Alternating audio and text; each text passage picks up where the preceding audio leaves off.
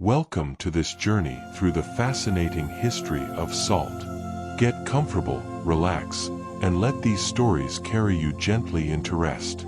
Our first fact takes us back to the very beginning of human salt production. People have been producing salt since at least 6000 BCE. That's over 8,000 years ago. Imagine that ancient world, where early communities in places like present-day Romania and China discovered they could extract this precious mineral from the earth and water around them. These weren't random discoveries, but deliberate operations, some of the earliest examples of industrial processing in human history. Archaeological sites have revealed the remains of these ancient salt works, with pottery designed specifically for boiling brine and evaporating seawater. These early salt makers were innovators, developing techniques that would echo through millennia. In China, shallow pans were used to evaporate seawater under the sun. In Romania, near natural salt springs, people learned to boil the salty water until only the crystals remained. This wasn't just about seasoning food. It was about survival, preservation, and the birth of trade networks that would connect distant communities. From these early production sites, entire communities began to form. One of the earliest known European towns, Salnitsata in Bulgaria, was built around a salt production center. The name itself means salt works, and this settlement grew remarkably wealthy, supplying salt to communities across the Balkans. Archaeological evidence suggests that Salnitsata existed around 4700 to 4200 BCE, making it older than many famous ancient cities. The people there didn't just produce salt for themselves. They created surplus, they traded, and they accumulated wealth in ways that were revolutionary for their time. Fortifications surrounded the town, protecting not just the people but their valuable salt reserves. This was one of humanity's first experiences with what we might call industrial wealth, where a single resource could lift an entire community to prosperity. The salt workers of Salnitsata were among the first to understand that controlling a vital resource meant power, security, and the ability to shape the world around them. Across the Mediterranean, ancient Egyptians discovered profound uses for salt that went beyond the practical. They used salt in religious offerings and to help preserve mummies, demonstrating that this mineral held both spiritual and practical importance in their culture. In the elaborate process of mummification, natron, a naturally occurring mixture of sodium salts, was essential for drying out the body and preserving it for the afterlife. The Egyptians believed this preservation was necessary for the soul's journey through the underworld. But salt's role wasn't limited to death rituals. It appeared in temple offerings, was used to purify sacred spaces, and played a part in religious ceremonies throughout the Egyptian calendar. This dual nature of salt, both utterly practical and deeply sacred, tells us something important about how ancient peoples understood their world. The same substance that kept their fish from spoiling also connected them to the divine. In ancient China, sophisticated understanding of salt appeared remarkably early. Early Chinese texts from around 2700 BCE described many types of salt and explained extraction methods that were similar to those still used today. These weren't simple descriptions, but detailed technical manuals that classified different salts by their source, their color, their taste, and their best uses. Sea salt, well salt, lake salt, earth salt, each had its particular qualities and purposes.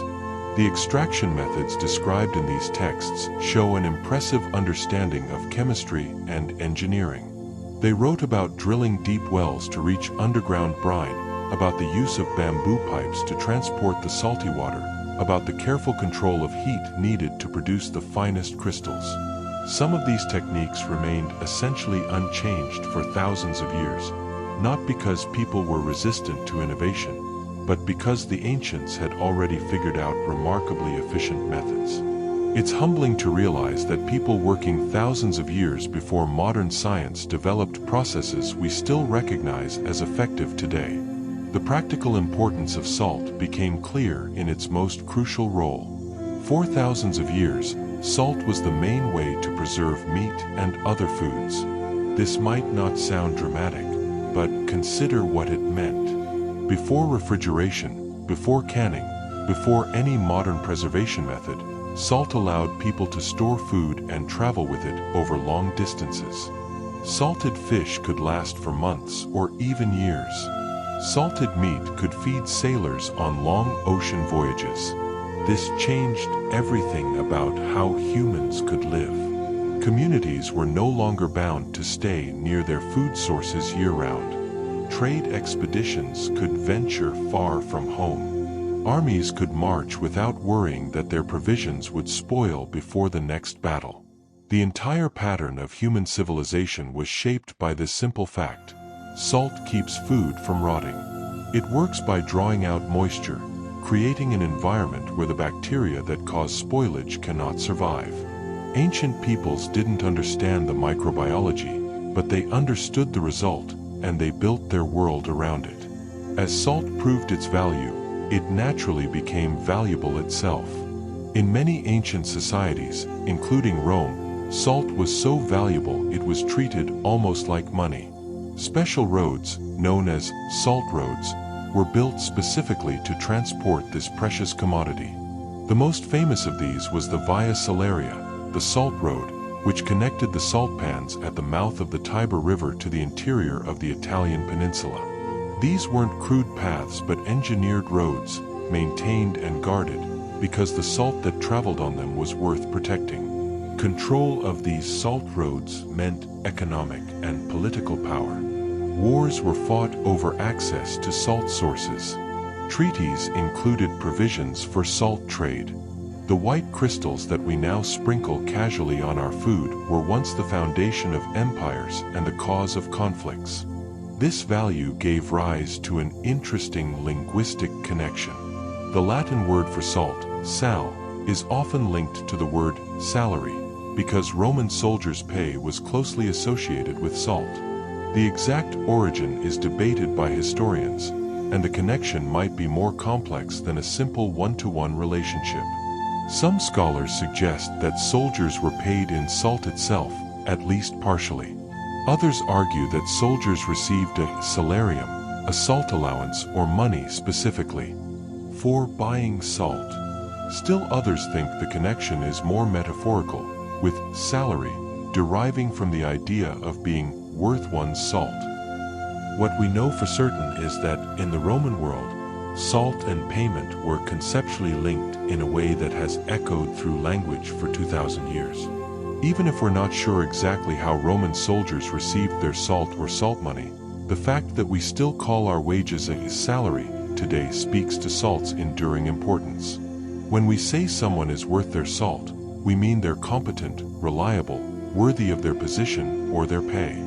The phrase carries echoes of ancient times when salt was precious enough that being compensated with it, or being valued as highly as salt, was genuine praise.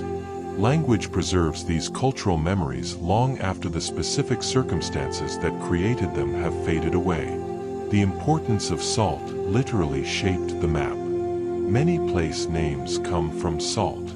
Salzburg in Austria means salt town, and it's just one of countless examples across Europe and beyond. Historic salt mines and the routes that connected them helped these regions grow wealthy and influential. You can trace the geography of the salt trade by following these names. Hallstatt in Austria, another salt-rich area, gave its name to an entire cultural period in European prehistory. In England, towns ending in "wich", like Nantwich or Droitwich, often began as salt-producing centers. In Germany, Hall often indicates a salt connection. These weren't random settlements that happened to find salt. They were deliberate communities built around this resource, and they flourished because of it. The wealth from salt funded churches, palaces, and fortifications. It supported artists and scholars. The physical heritage of these salt towns, the buildings, the art, the traditions, stands as a testament to the mineral that made it all possible. Salt's importance to human diet has its own fascinating history. As people shifted from a diet based on wild game, which is naturally rich in salt, to one based more on cereals and vegetables, they had to seek out and trade for extra salt. This dietary shift was part of the agricultural revolution, one of the most important transitions in human history. When our ancestors were hunter-gatherers, they got enough salt from the meat they ate. But once communities settled down and began farming, once their diet became dominated by grains and vegetables, they developed a salt deficiency. The human body needs salt to function. It's essential for nerve transmission, muscle contraction, and maintaining proper fluid balance. So this dietary change created a need, and that need drove trade, exploration, and economic development. Salt became a key commodity not through luxury or whim, but through biological necessity. The trade routes that formed to move salt around the world were, in a sense, driven by our body's requirements. Finally, we come to more recent history. By the 19th century, new mining and drilling technologies made it possible to reach deep salt deposits that had previously been inaccessible. This technological revolution changed the economics of salt completely. Prices dropped dramatically as supply increased. The old salt monopolies, which had controlled production and trade for centuries, began to collapse. Governments that had funded themselves partly through salt taxes found this revenue stream drying up. What had been precious became common. In some ways, this democratized salt. Everyone could afford it now, not just the wealthy. But it also marked the end of an era. The towns and regions that had built their prosperity on salt had to find new economic foundations. The trade routes shifted. The power structures changed. It's a reminder that technological progress, while often beneficial, can also disrupt long-standing systems and ways of life. The salt industry survived, of course, but it was transformed, becoming part of the modern industrial landscape rather than the semi-sacred, tightly controlled commodity it had been for thousands of years. And with that, we conclude our first set of facts about salt. Rest easy, knowing that this simple mineral has woven itself through human history in countless fascinating ways. We continue our gentle exploration through salt's remarkable story, moving now into tales of taxes, protests, and the power that salt granted to nations and empires. Let's begin in pre-revolutionary France, where salt played an unexpected but crucial role in one of history's most dramatic political upheavals. The gabelle was a major salt tax in France, and its high cost and unequal enforcement made it one of the most hated taxes of the Ancien regime. Imagine living in a country where something as essential as salt was not only expensive, but taxed differently depending on where you lived. Some provinces paid heavy duties on every grain of salt they purchased, while others paid much less or were exempt entirely. This wasn't just an economic burden, it was perceived as deeply unfair. The gabelle required families to purchase a minimum amount of salt each year, whether they needed it or not. Smuggling salt became common, and smugglers, called faux sonneurs, risked severe punishment including imprisonment or even being sent to the galleys as rowers on warships. The resentment festered for generations. When people gathered to list their grievances against the monarchy in 1789, the gabelle appeared again and again. It represented everything that seemed wrong about the old system. Arbitrary, unequal, controlled by a distant government that seemed not to care about ordinary people's struggles. This tax on an everyday necessity became a symbol of oppression. When revolution came, the salt tax was doomed. The gabelle was officially abolished in March 1790, during the early days of the French Revolution. This happened less than a year after the storming of the Bastille, in that period of sweeping change when the revolutionaries were dismantling the structures of the old regime piece by piece. The abolition of the gabelle was celebrated throughout France. For many ordinary people, this was one of the most tangible, immediate benefits of the revolution. They could now buy salt freely, without restriction, without the burden of unfair taxation. Of course, Governments still need revenue, and salt taxes would return in different forms in later years. But that moment in 1790 represented something important. The idea that essential goods shouldn't be instruments of oppression, that taxation should be fair and equal. The fall of the gabelle was a small part of a much larger transformation, but for people who had lived under its weight, it must have felt like genuine liberation. Across the world and more than a century later, salt would again become a symbol of resistance to unjust authority. In British-ruled India, Gandhi's Salt March ran from March 12 to April 5, 1930, and protested colonial salt laws and taxation. The British had established a monopoly on salt production and sales in India, making it illegal for Indians to collect or make their own salt, even from the seawater along their own coasts. They imposed a salt tax that hit the poorest Indians hardest, since everyone needs salt regardless of their income. Gandhi recognized the symbolic power of this issue. Salt was something everyone understood, everyone needed, and everyone could see was unjustly controlled. By focusing his protest on salt rather than on more abstract political demands, Gandhi created a movement that resonated across all levels of Indian society. The march itself was carefully planned as a piece of political theater, designed to capture attention and demonstrate peaceful resistance to unjust laws. The Salt March covered about 240 miles, and it ended at the coastal village of Dandi, where Gandhi and his followers broke the law by making salt from seawater. The march took 24 days, and along the way, Gandhi and his companions walked through dozens of villages. The group that started with Gandhi numbered only a few dozen, but it grew as it progressed. People came out to see the marchers, to hear Gandhi speak, and many joined the march for portions of the journey. When they finally reached the sea at Dandi on April 5th, thousands had gathered. Gandhi walked into the surf, let the water evaporate on the shore, and picked up the natural salt crystals that remained. It was a simple, peaceful act, but it was also deliberate law-breaking. He held up the salt and declared that with this, he was shaking the foundations of the British Empire. And in a way, he was right. The image of this small, peaceful man defying the might of an empire over something as simple as salt captured imaginations around the world. The British authorities faced a dilemma. How do you respond to peaceful protest? The British response included mass arrests. According to historical accounts, the government imprisoned about 60,000 people during the movement that followed the Salt March. Gandhi himself was arrested, as were thousands of his followers.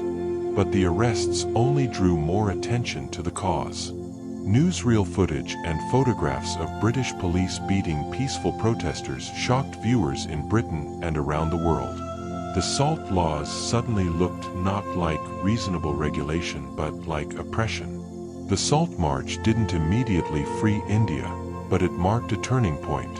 It showed that nonviolent resistance could be powerful, that colonial rule rested ultimately on the consent, or at least the acquiescence of the governed, and that when people refused to comply, the system could be challenged. Salt, once again, had become more than just a mineral. It had become a vehicle for expressing deeper truths about power, justice, and human dignity. Let's travel back in time and across to Europe, to the city of Venice. This maritime republic built much of its power partly through controlling salt. By 1240, Venice was importing sea salt widely, and its salt trade became intricately tied to state policy. Venice had natural advantages. It was surrounded by lagoons where salt could be produced through solar evaporation, and its fleet of ships could transport salt efficiently throughout the Mediterranean and beyond. But the Venetian government didn't leave this to chance or private enterprise. They recognized that salt was strategic, and they integrated the salt trade into the very structure of the state. Salt revenues helped fund the Venetian navy, which in turn protected the salt trade. It was a self-reinforcing system. The government regulated production, controlled prices, and used its diplomatic and military power to secure access to salt sources and markets. This wasn't just business, it was statecraft. Venice's rise to become one of the most powerful and wealthy cities in medieval Europe was built on many things: trade, banking, shipbuilding, but salt was one of the foundations. The Venetian state managed its salt trade with impressive sophistication. In 1281, Venice implemented an ordo salis rule that required merchants to return to Venice with a load of salt. This served a dual purpose. The salt itself was valuable cargo, but it also served as ballast for ships, helping to reinforce Venice's entire maritime trading system. Think about the elegance of this policy. Ships leaving Venice laden with goods for distant markets would sell their cargo and might otherwise return empty, which was inefficient and even dangerous. An empty ship sits too high in the water and can be unstable. By requiring a load of salt on the return journey, Venice ensured that its ships always had ballast for stability, and that ballast was itself valuable.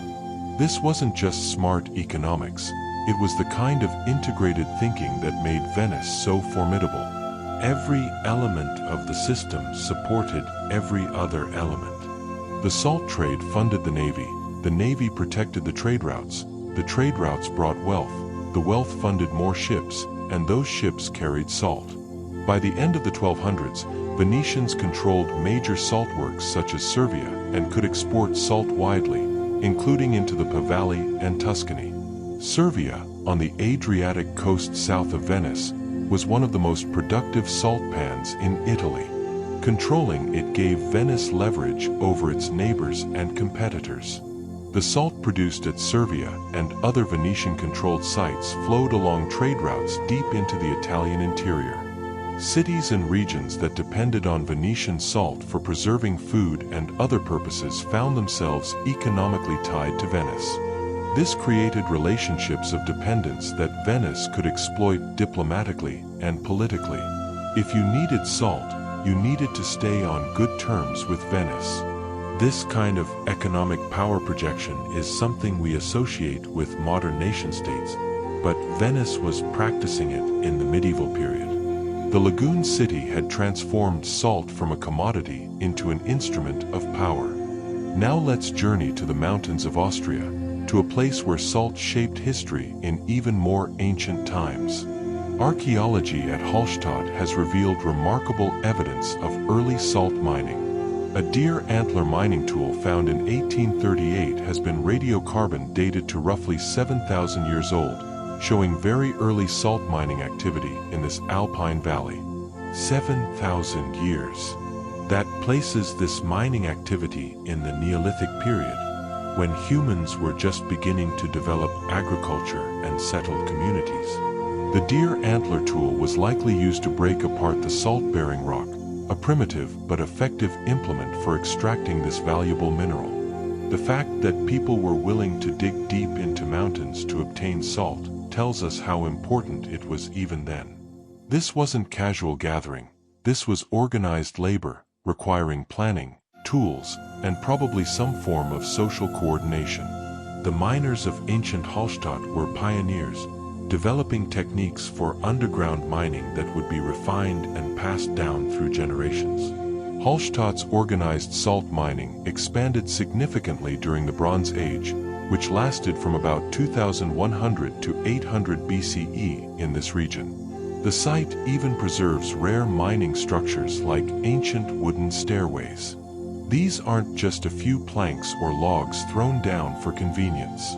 Archaeological work has uncovered elaborate wooden infrastructure, staircases carved from massive logs, support timbers, even the remains of what appear to be underground chambers and workshops. The preservation is remarkable due to the salt itself. Salt creates conditions that inhibit decay, so organic materials that would have rotted away centuries ago in most environments have survived here. Walking through the reconstructed portions of these ancient mines is like stepping back in time. You can see the tool marks on the wood, the careful engineering that went into creating safe passages deep underground. The Bronze Age miners of Hallstatt developed what we would recognize as an industry. They extracted salt on a scale large enough to trade widely, and that trade brought wealth and cultural connections. In fact, the cultural period from roughly 800 to 450 BCE is called the Hallstatt period by archaeologists, named after this site, because the wealth from salt made this region a center of cultural development and innovation. The beautiful metalwork and sophisticated artifacts found in Bronze Age and Iron Age graves at Hallstatt show a society that had prospered greatly from the salt beneath their mountains. As we close this segment, rest in the knowledge that salt has been not just a substance but a force in human affairs, causing revolutions, enabling empires, and drawing people into the deepest mountains in search of its crystalline treasure. Let these stories carry you gently towards sleep.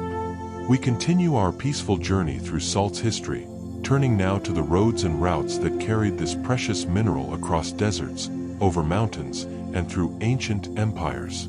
Throughout history, special salt roads or salt routes existed in many regions, built mainly to move salt from where it was produced to where it was scarce. Some of these routes later grew into major trade corridors that carried much more than just salt. Think about what it means to build a road specifically for one commodity. It shows how essential that commodity was, how valuable, and how much trade it generated. These weren't always paved highways in the modern sense. Some were little more than well-worn paths marked by generations of travelers, while others were engineered routes with bridges, rest stops, and maintenance. But they all served the same fundamental purpose: connecting places where salt was abundant with places where people desperately needed it. Over time, once a route was established for salt, other goods would flow along it too. Merchants carrying salt might bring back textiles, metals, or spices. These salt roads became arteries of commerce and culture, channels along which ideas, technologies, and traditions flowed along with trade goods. The landscape of the pre-modern world was crisscrossed with these routes, invisible now but once as important to their time as highways and shipping lanes are to ours. One of the most famous of these routes was the Via Salaria, the Salt Road, in ancient Italy. It linked salt pans on the Adriatic coast with Rome and helped supply the city with salt. The route ran from the mouth of the Tiber River, where salt was harvested from evaporation pans, inland to Rome and then beyond into the mountainous interior of the Italian peninsula. This wasn't just any road, it was one of Rome's earliest and most important arteries. The salt produced at the coast was essential for Rome's growing population. As the city expanded from a small settlement to the capital of a vast empire, its need for salt grew accordingly. The Via Salaria ensured that supply kept pace with demand. But the road's importance went beyond economics. It was a military route, allowing Roman legions to move quickly to defend territory or put down rebellions. It was a cultural connection, linking the sophisticated urban center with rural communities.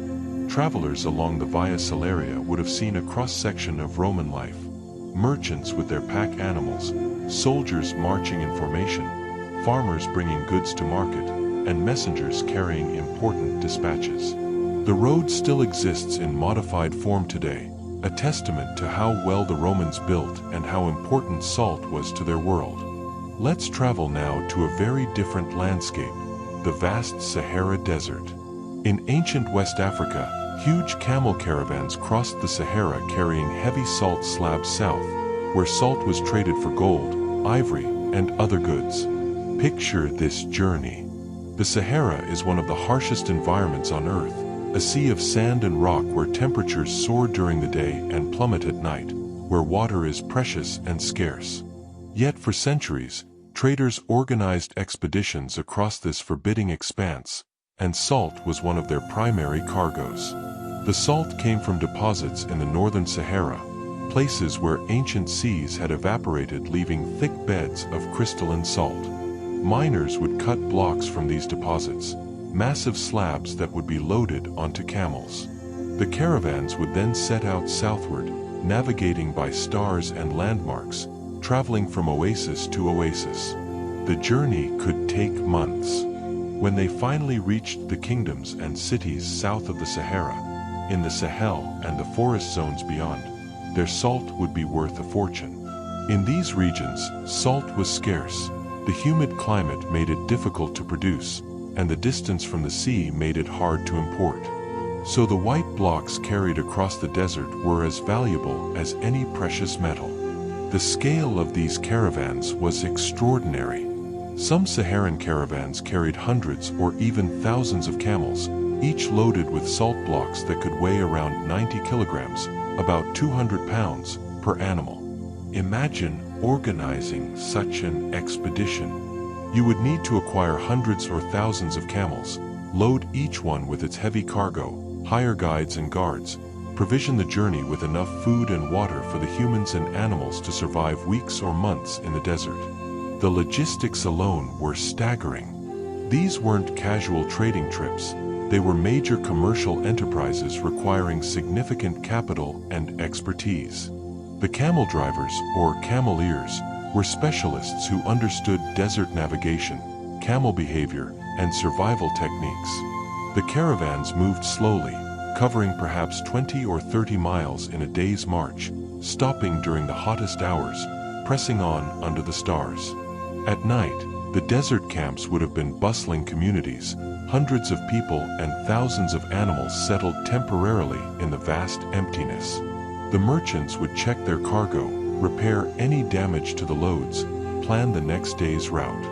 And all of this effort, all of this risk and expense, was justified by the value of those salt blocks and what they could be traded for at journey's end. Back in Europe, the pattern repeated in different form.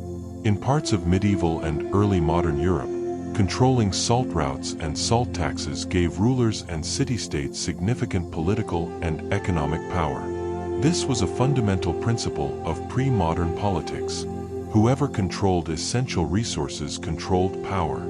Kings and princes understood that taxing salt could fill their treasuries, and that controlling the routes along which salt flowed could give them leverage over neighbors and rivals. City-states like Venice, which we discussed earlier, built their influence partly on this principle. But so did landlocked powers. The Holy Roman Empire's various princes and bishops controlled different segments of salt production and trade, and these rights were jealously guarded and frequently contested. Wars were fought, at least in part, over access to salt. Treaties included detailed provisions about salt trade and taxation. In some regions, the right to produce or sell salt was a valuable privilege granted by rulers to favored cities or individuals.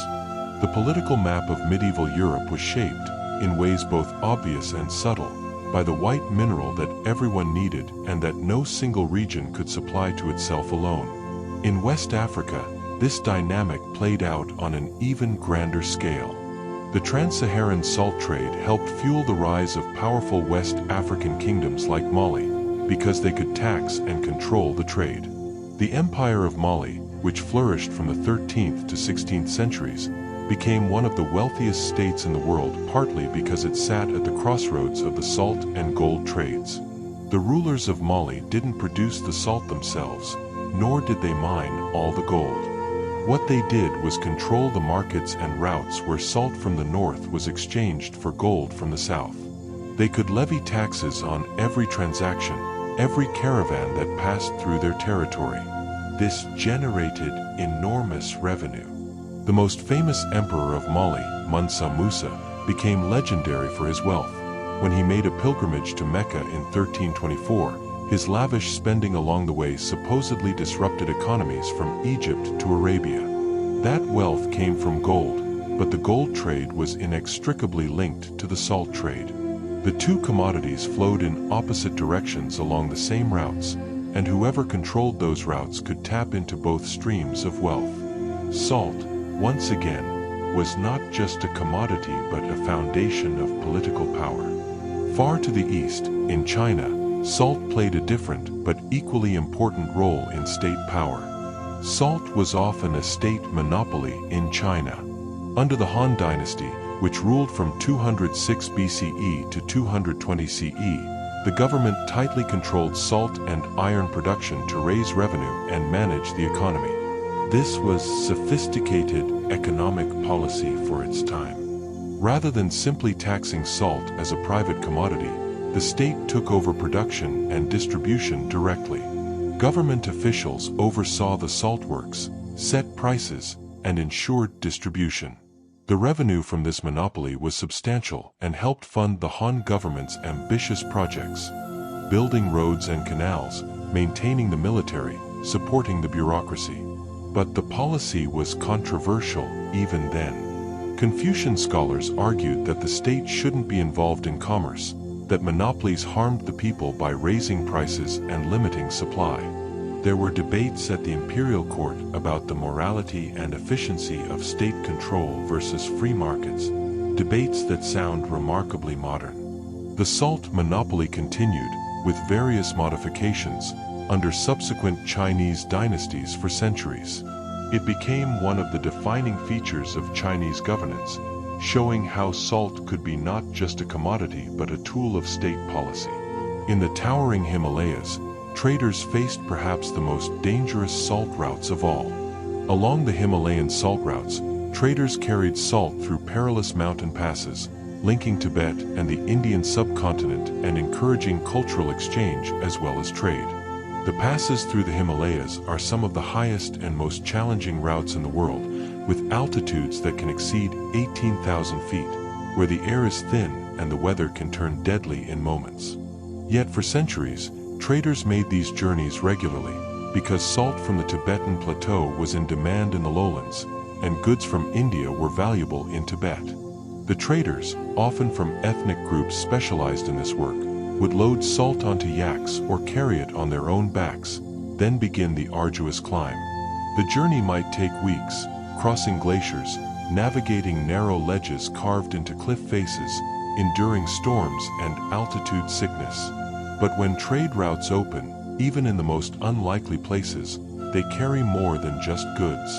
The Himalayan salt routes became conduits for Buddhist teachings spreading from India to Tibet, for artistic styles and techniques to cross between cultures, for languages to exchange vocabulary and ideas.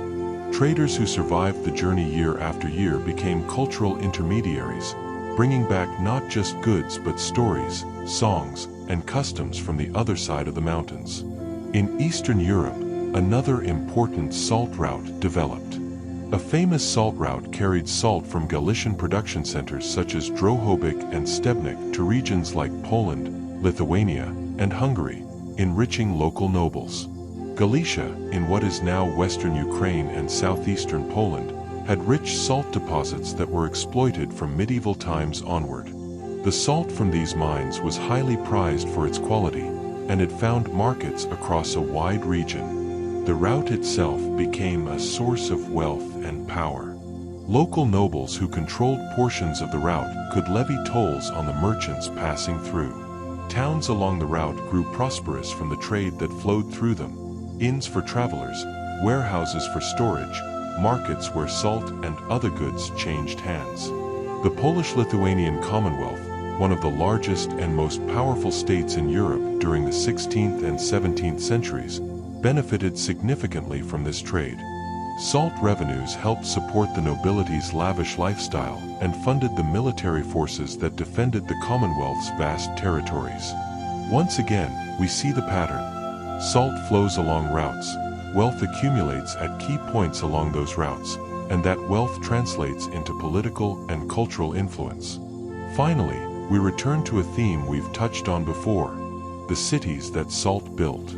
Because salt was so valuable, some cities, like Salzburg in Austria and Himalayan nearby, grew rich and important largely due to their role in producing or trading salt.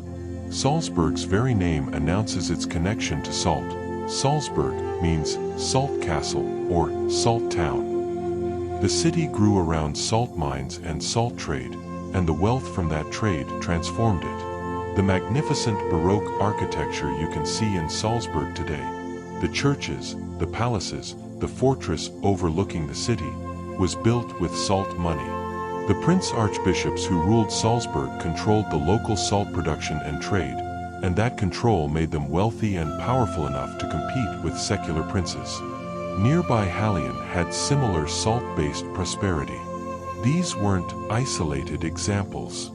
Across Europe and the world, you can identify cities and regions where salt wealth left its mark on the landscape, in the buildings that still stand, in the cultural institutions that were founded, in the art and music that were patronized. Salt, flowing along its routes from production centers to markets, created prosperity, and that prosperity created the world we've inherited. As this segment closes, rest easy in the knowledge that across deserts and mountains, through valleys and plains, salt found its way to where it was needed, and in doing so, it connected distant peoples and built the pathways of civilization. Let these ancient routes guide you gently into peaceful sleep.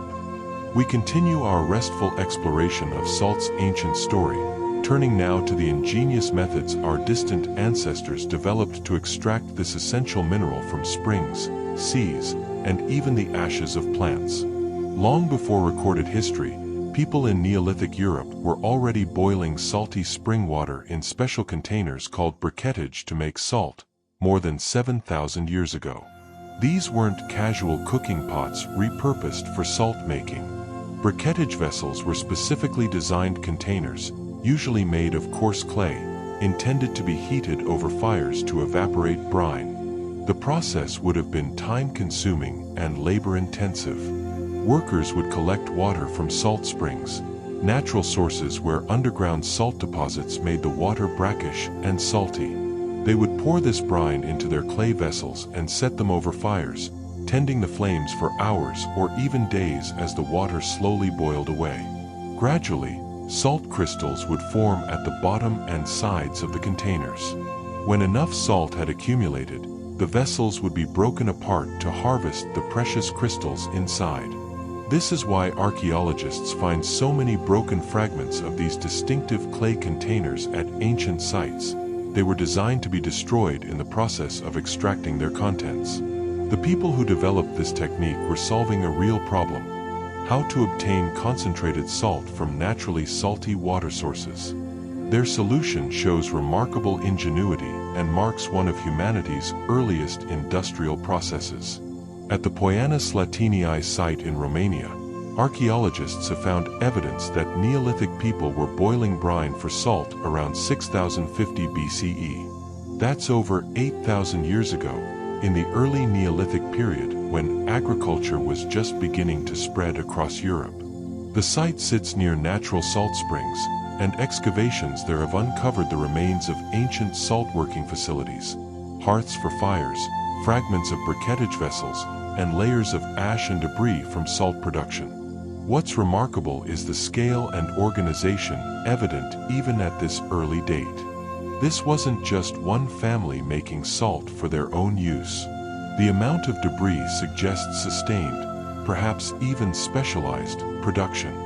Some individuals or groups were making more salt than they needed for themselves, which means they were producing for trade or exchange.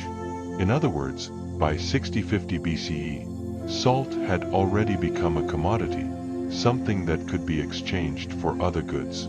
This tells us that even in the Neolithic period, economic specialization and trade networks were developing. The salt makers of Poiana Slatinii were among the pioneers of this new economic order, and the techniques they developed would be refined and passed down through countless generations. Along ancient coastlines, prehistoric communities developed another clever method. They sometimes used sand salt techniques, scraping naturally formed crystals from salty beach sand after seawater receded. Imagine walking along a beach where the tide has just gone out, or where a storm has deposited seawater above the normal tide line. As the sun beats down and the water evaporates, salt crystals begin to form on the sand. Observant beachcombers in prehistoric times noticed this natural process and learned to exploit it. They would carefully scrape the top layer of sand, which was encrusted with salt, and collect it in baskets or containers.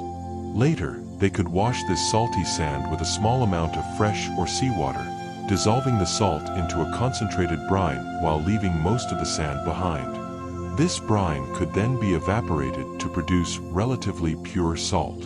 The beauty of this method was that it required minimal equipment and no fuel for boiling. the sun did the work of evaporation. It was particularly useful in warm, sunny climates with regular tides.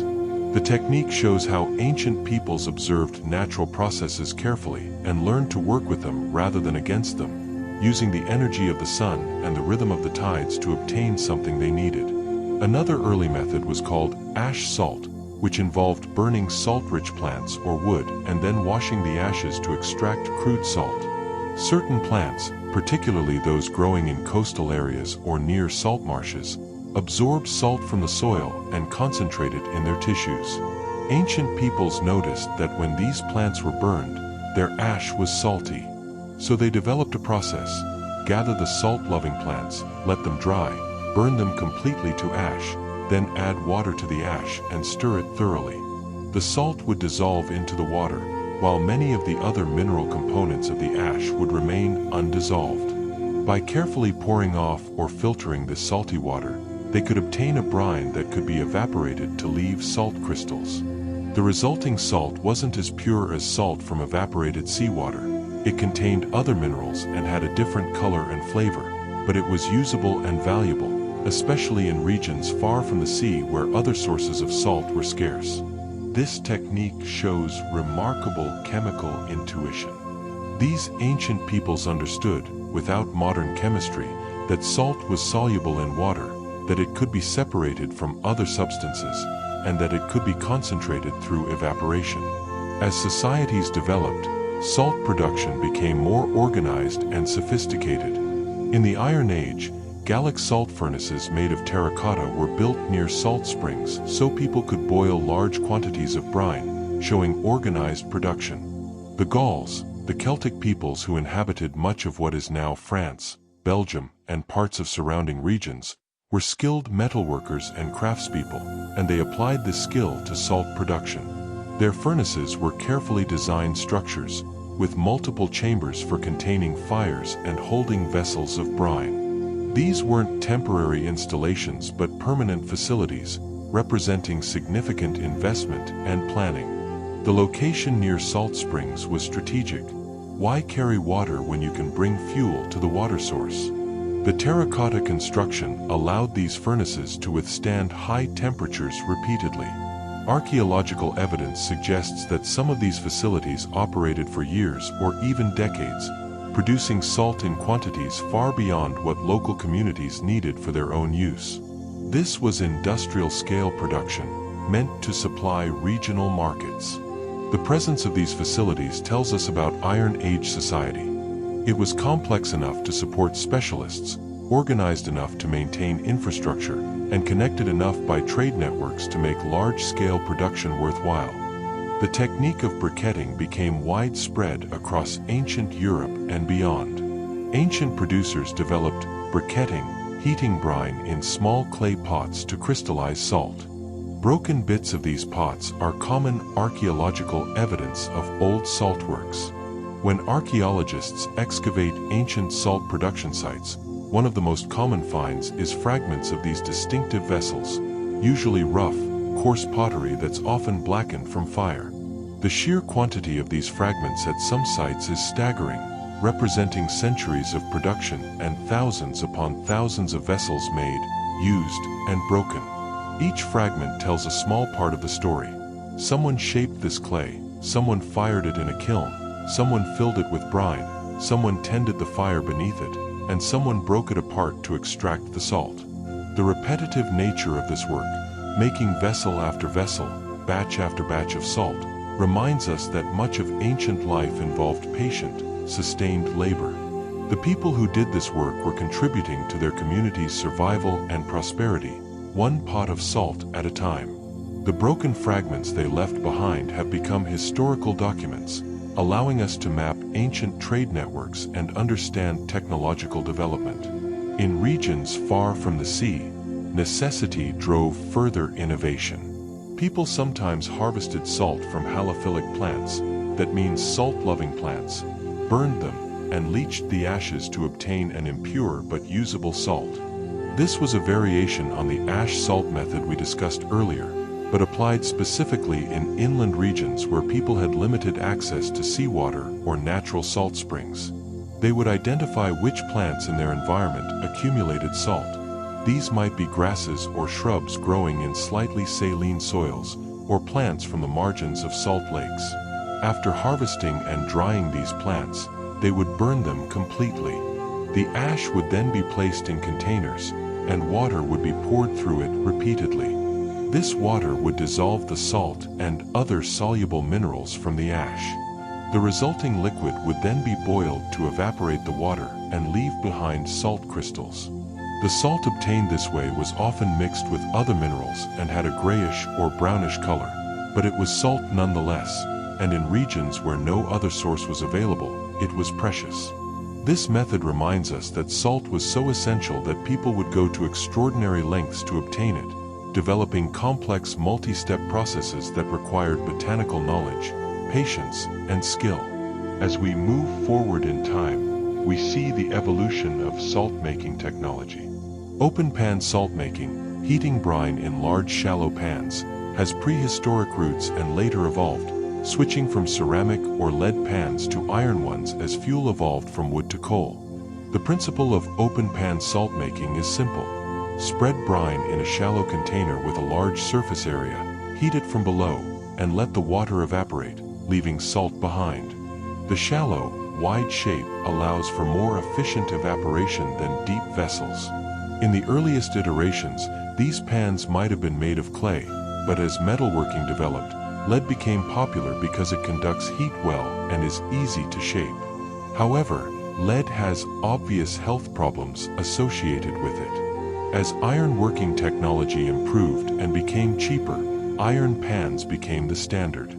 The shift from wood to coal as fuel was equally significant. Coal burns hotter and more consistently than wood, allowing for more efficient and predictable salt production. But coal also requires different furnace designs, so the entire infrastructure of salt making had to adapt. This evolution from wood-fired ceramic pans to coal-fired iron pans represents centuries of technological refinement, with each generation of salt makers improving on the methods they inherited. In medieval England, this open-pan technology reached a high degree of sophistication. Open-pan salt was a major industry in the witch towns, places like Middlewich, Nantwich, and Droitwich, where brine was boiled in big pans and raked into baskets to dry. The suffix "witch" in these town names comes from an Old English word related to salt works, so the town's very names announce their primary industry. These were not small operations. The salt houses in these towns contained multiple large iron pans, each perhaps 20 feet long and several feet wide, all fired simultaneously. Workers would keep the brine flowing into the pans as the water evaporated, and they would use long wooden rakes to push the forming salt crystals to the edges of the pans. Once enough salt had accumulated, they would scoop it into wicker baskets to drain and dry. The heat, the steam, the constant work of stoking fires and raking salt, it was hard, demanding labor. But it was also skilled labor. Knowing when the brine was at the right concentration, when to rake the salt, how to maintain the fires at the proper temperature. All of this required experience and judgment. These salt towns were vital to England's economy. Salt from the witch towns was traded throughout the country, preserving fish catches, curing meat for winter, and supporting the growing population of medieval England. Finally, let us travel to the tropical Philippines, to the Visayas Islands, where a unique traditional method developed. This method makes salt from plant matter, like coconut husks, soaked in seawater, burned to ash, then leached and evaporated. Only a few of these crafts survive today. This technique is similar to the ash salt methods we discussed earlier, but with a distinctly local character.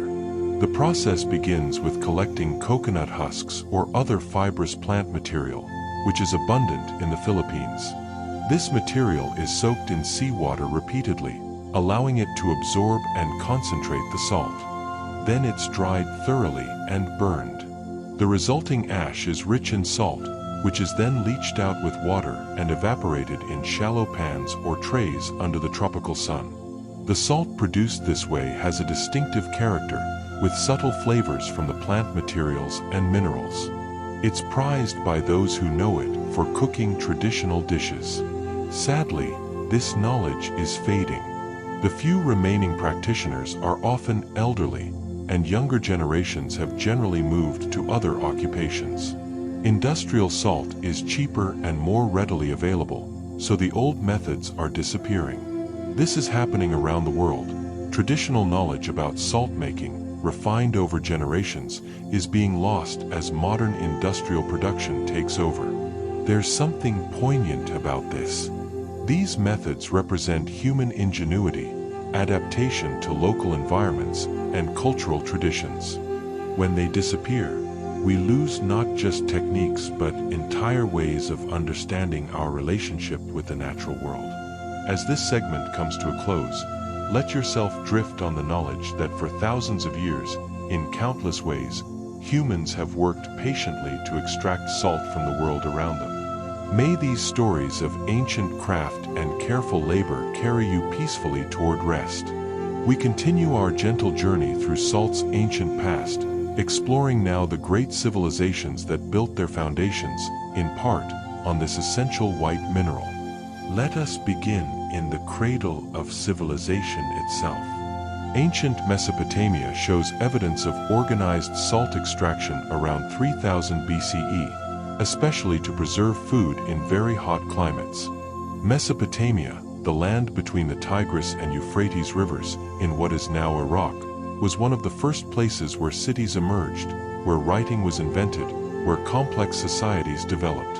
And salt was part of that development from the very beginning. The climate there is intensely hot, especially in summer, which made food preservation a critical challenge.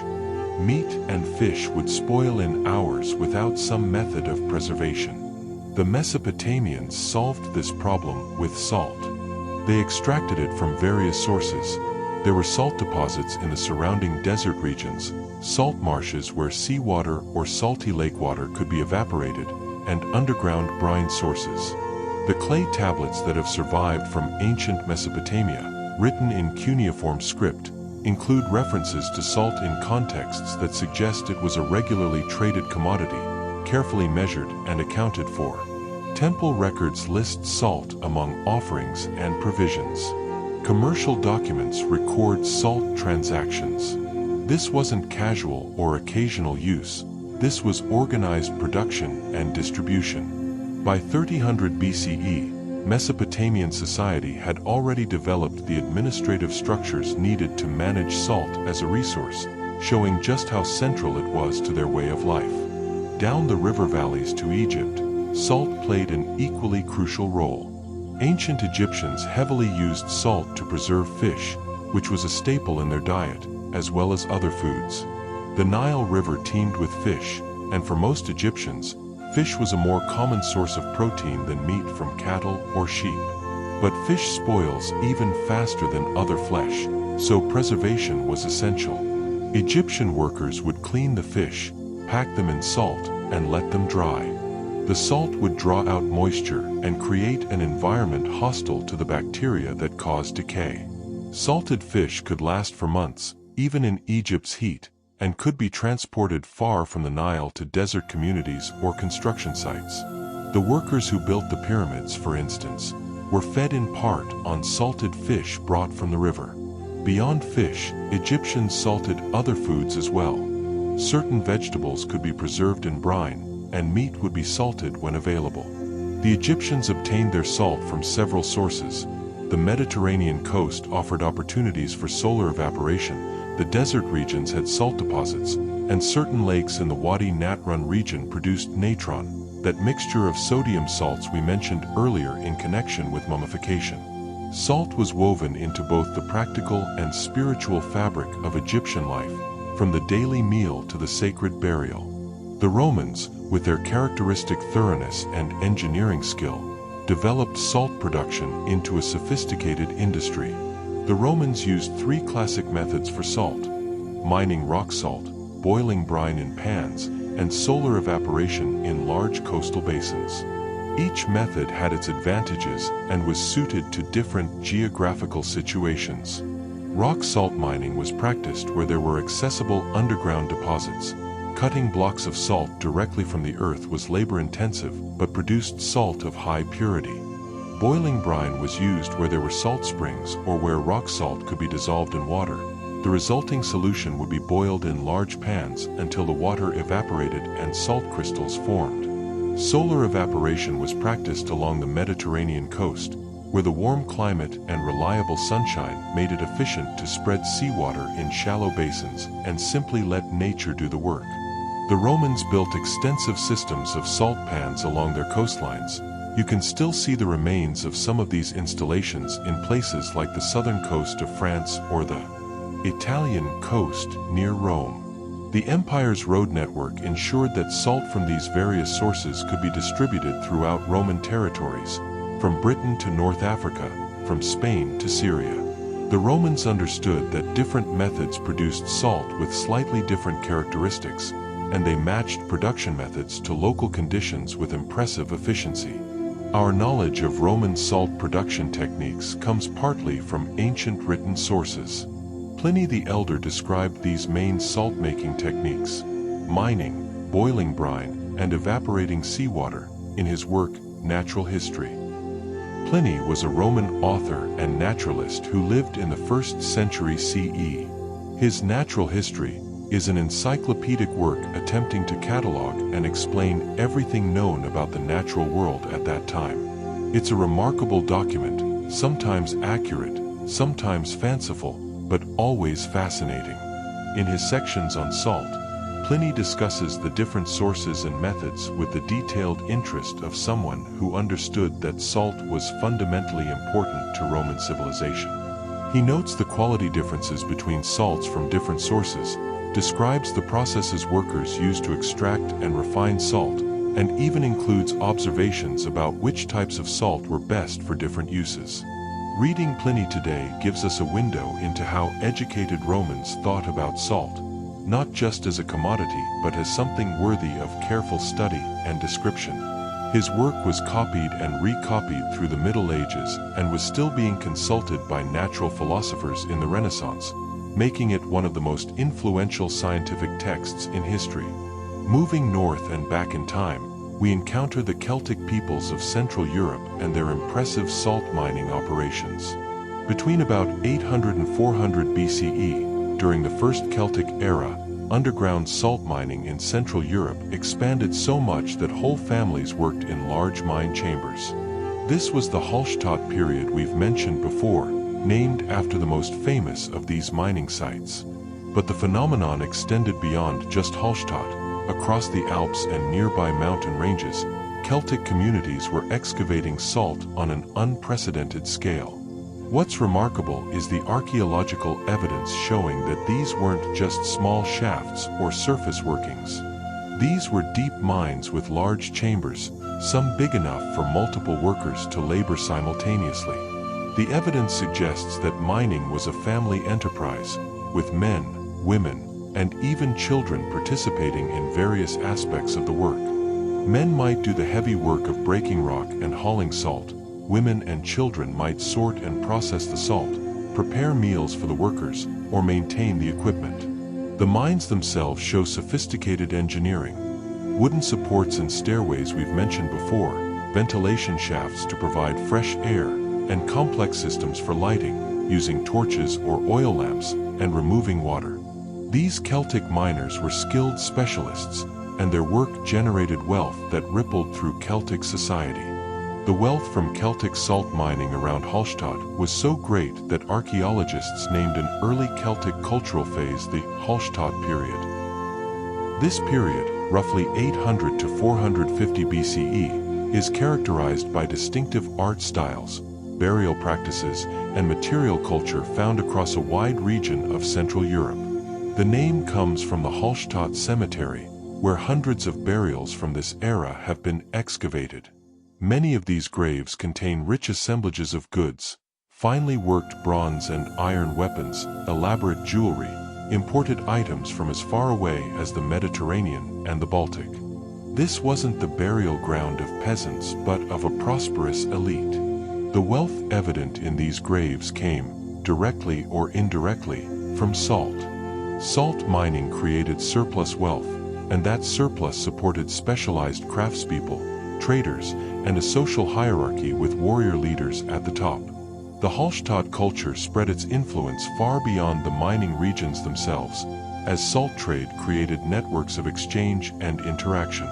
When we look at a beautiful Hallstatt bronze sword or intricate piece of jewelry in a museum today, we're looking at an artifact made possible by salt, by the hard work of miners deep underground extracting the mineral that made it all possible. The scale of early salt production is sometimes underappreciated.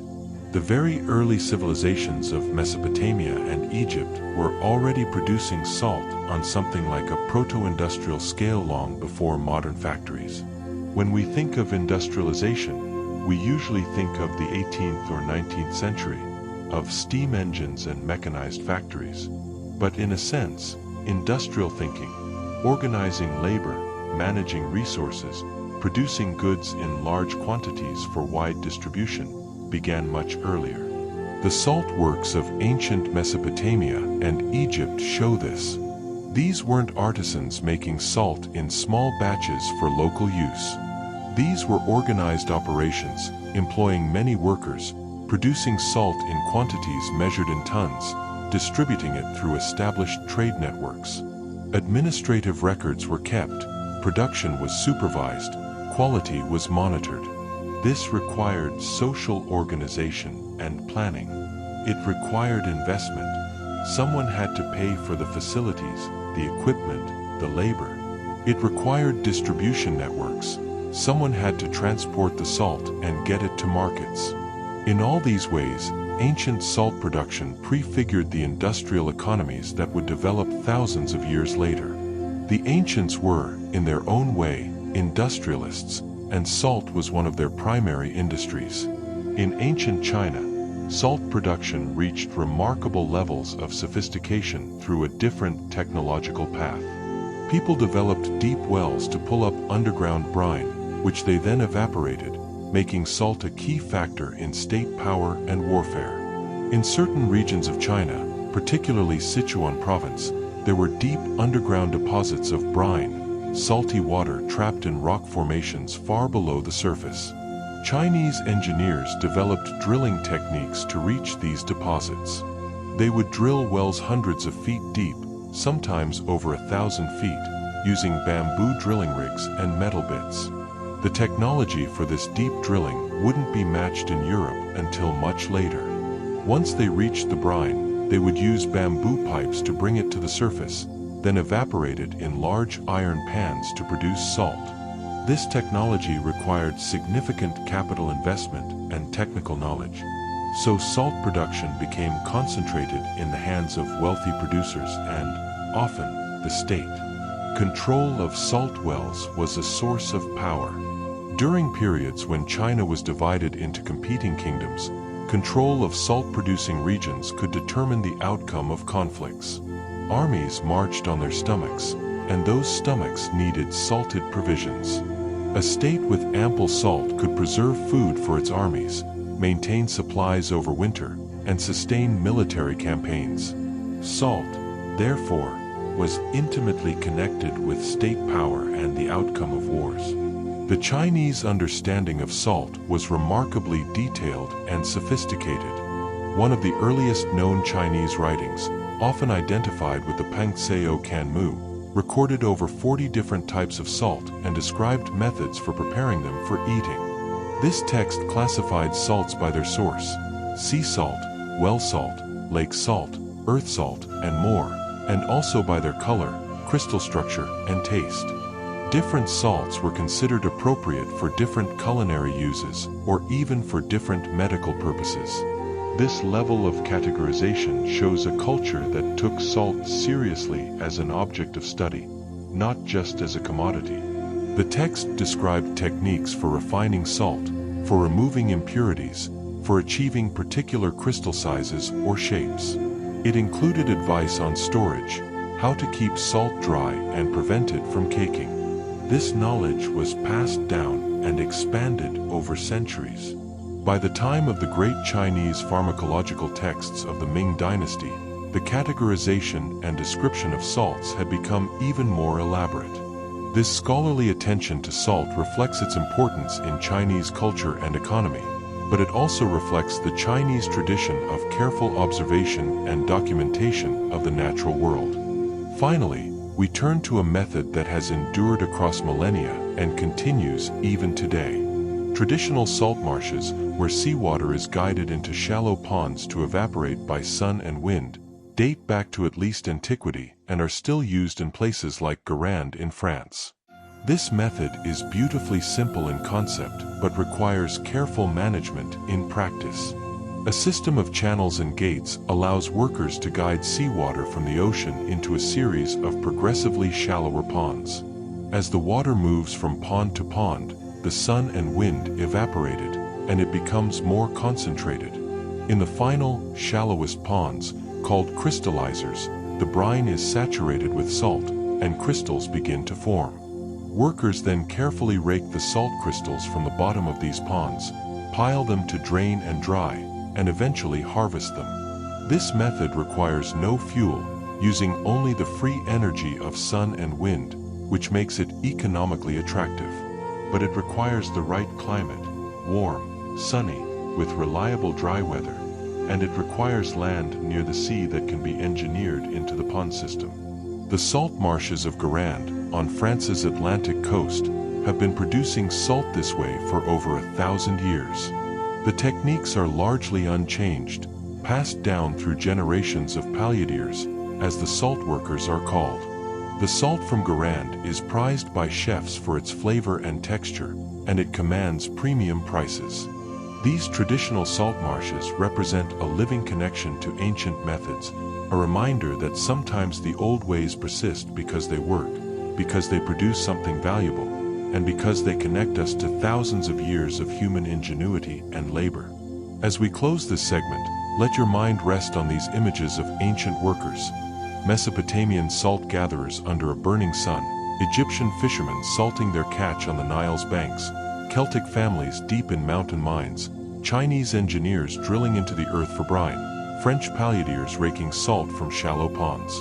Through all these ages and all these methods, salt has been won from the earth and sea by patient, skilled labor. May these thoughts carry you gently into peaceful rest.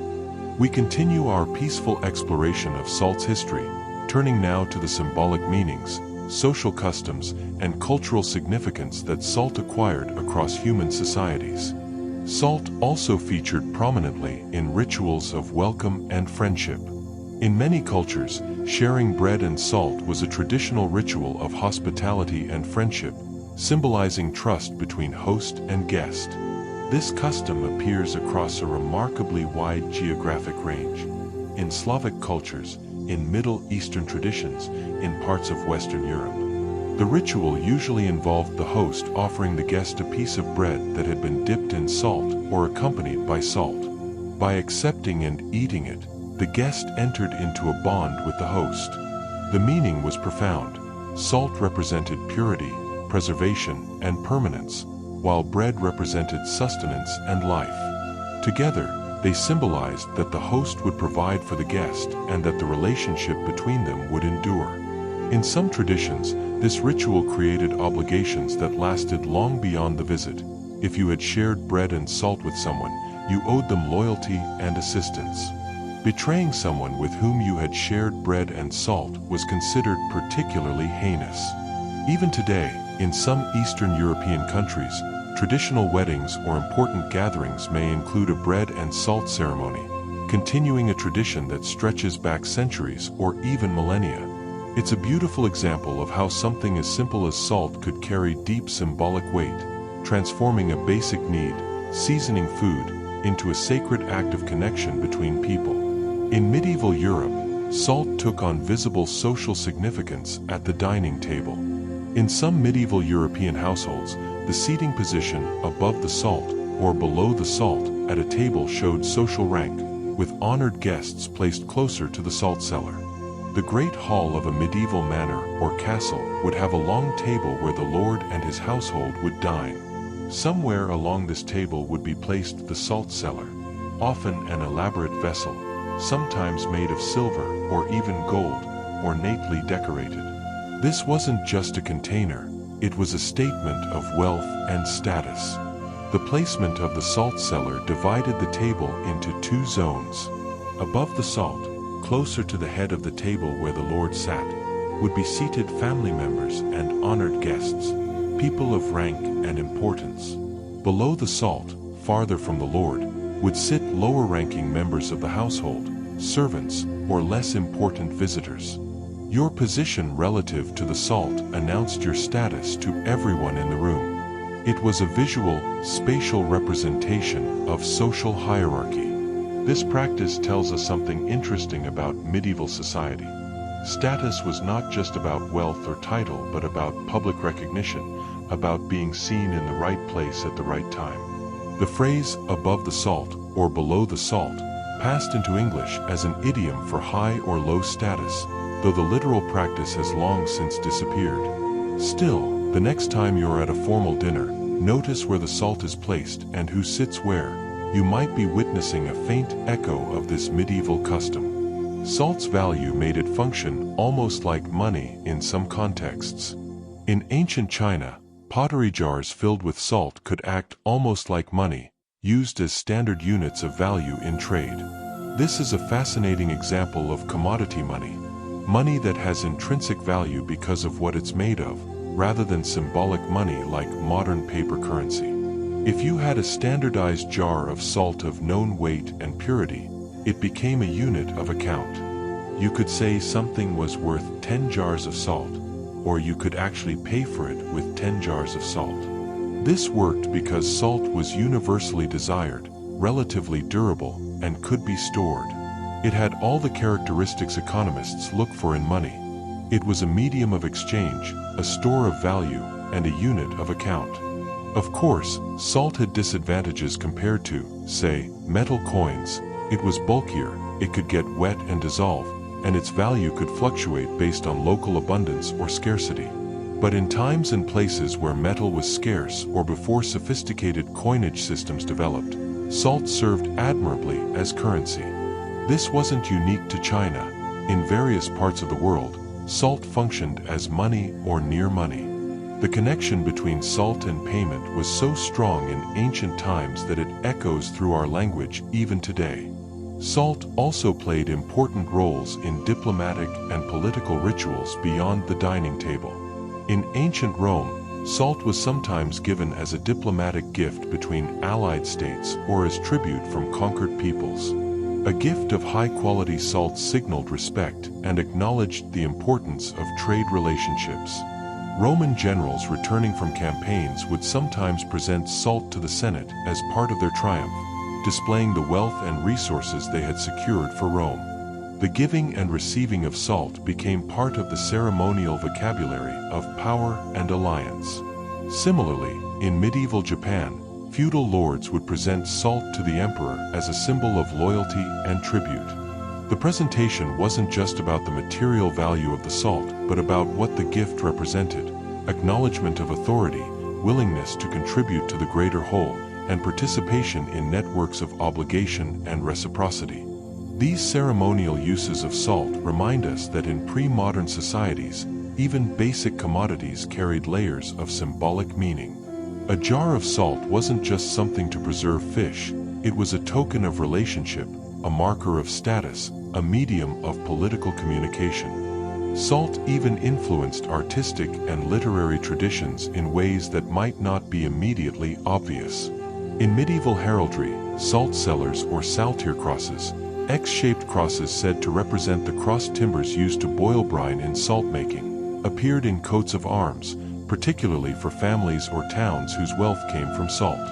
These symbols proclaimed the source of the family's or community's prosperity.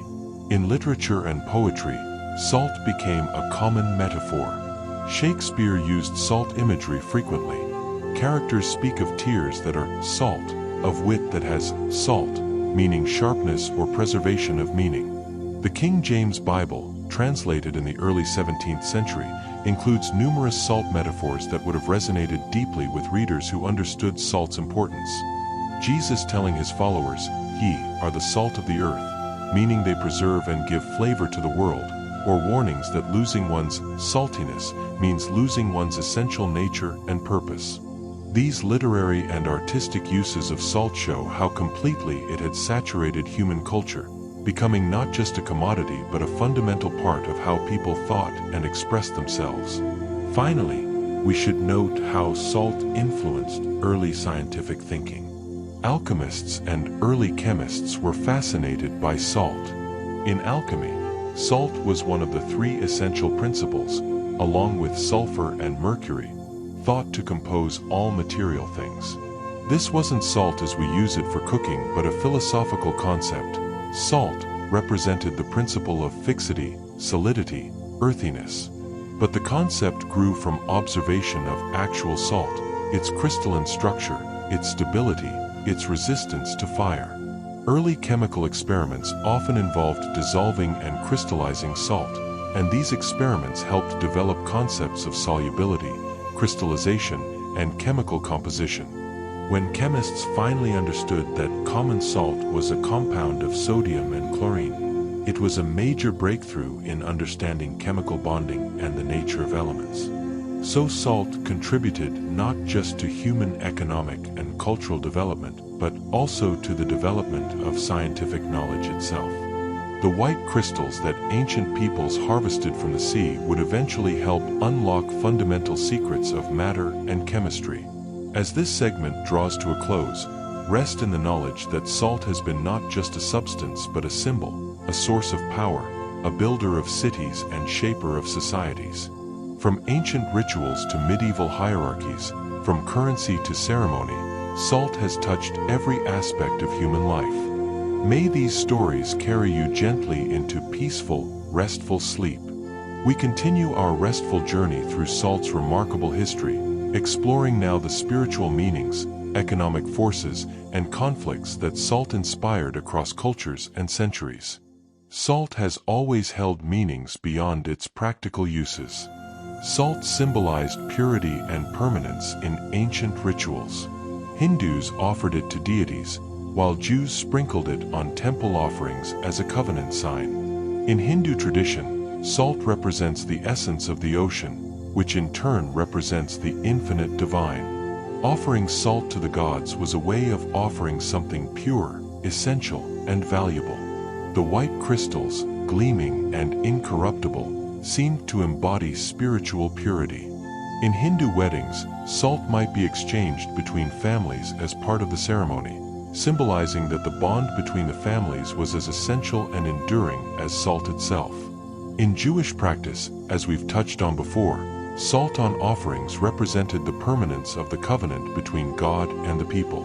The book of Leviticus specifies that grain offerings must be seasoned with salt, and this wasn't just about flavor, it was theological.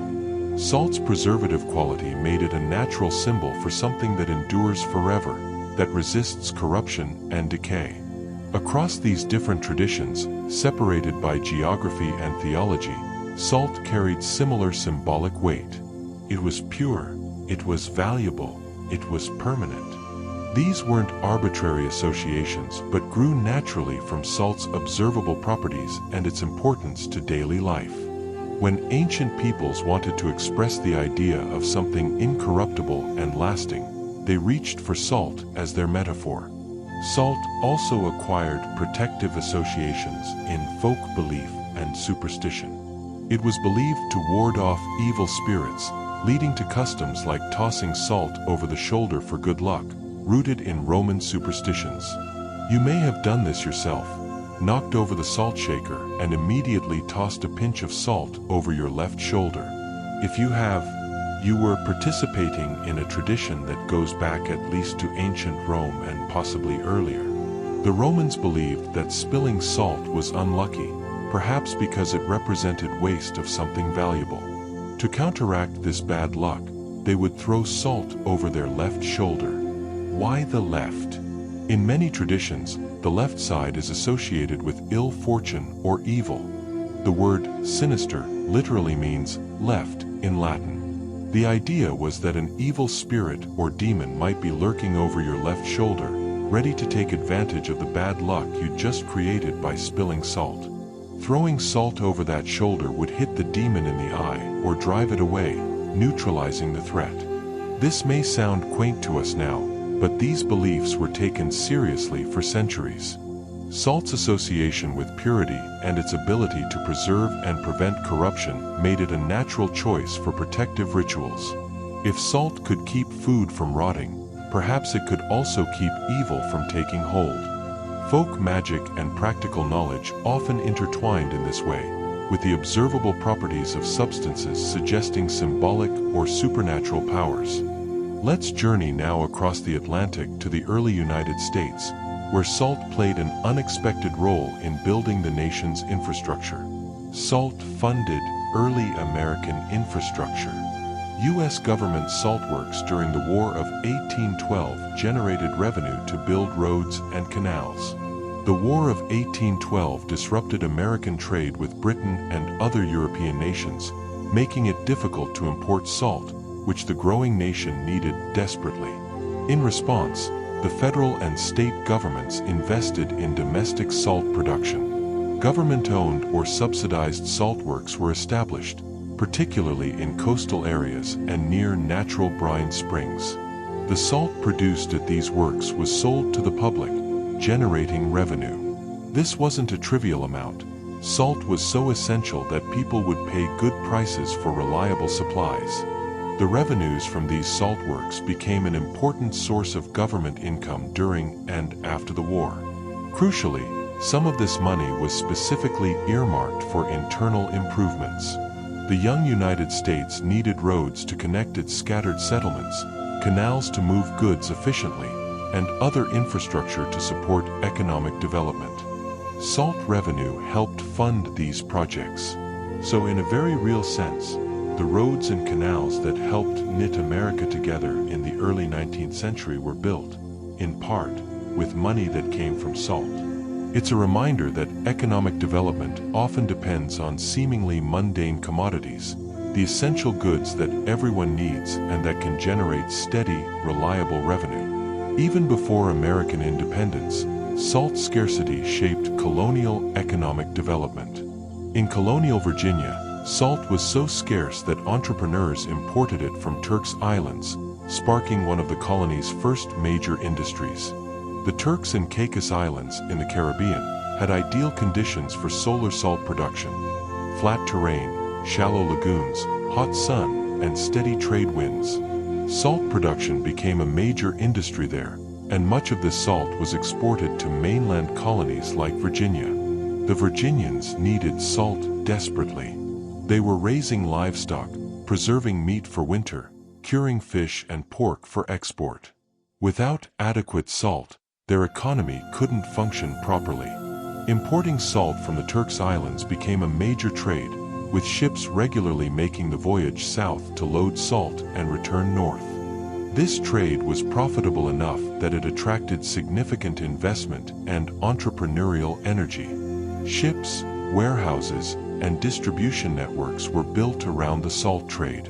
In some ways, this foreshadowed the American economy's future pattern, identifying resource needs, establishing trade routes to meet those needs, and building economic infrastructure around reliable commerce. The salt ships sailing between Virginia and the Caribbean were early examples of American commercial shipping, the beginning of a maritime tradition that would grow enormously in the following centuries. Salt's military and strategic importance became brutally clear during the American Civil War. During the U.S. Civil War, the Union targeted southern saltworks like those at Avery Island to cripple Confederate food preservation and morale. The Confederacy faced a serious problem. It was cut off from many of its former trading partners by the Union naval blockade, making it difficult to import salt. At the same time, Confederate armies needed vast quantities of salted meat to feed soldiers in the field. Without salt, the Confederacy couldn't preserve food, couldn't maintain supplies, couldn't keep its armies fed. Southern saltworks became strategic targets of immense importance. Avery Island, in Louisiana, had natural salt deposits and became a major Confederate salt production site. Union forces specifically targeted it for destruction. In 1863, Union troops raided Avery Island, destroyed the saltworks, and deliberately contaminated the brine to prevent future production. This wasn't just economic warfare, it was an attempt to undermine the Confederacy's ability to wage war by depriving it of a substance essential for food preservation. The raids on saltworks were part of a broader Union strategy of denying the Confederacy resources. Salt might seem like an unlikely target for military action, but in the context of 19th century warfare, when armies depended on preserved food, controlling salt meant controlling the ability to sustain military campaigns. The destruction of southern saltworks contributed to food shortages throughout the Confederacy, affecting not just soldiers but civilians, and helping to erode Confederate morale and fighting capacity.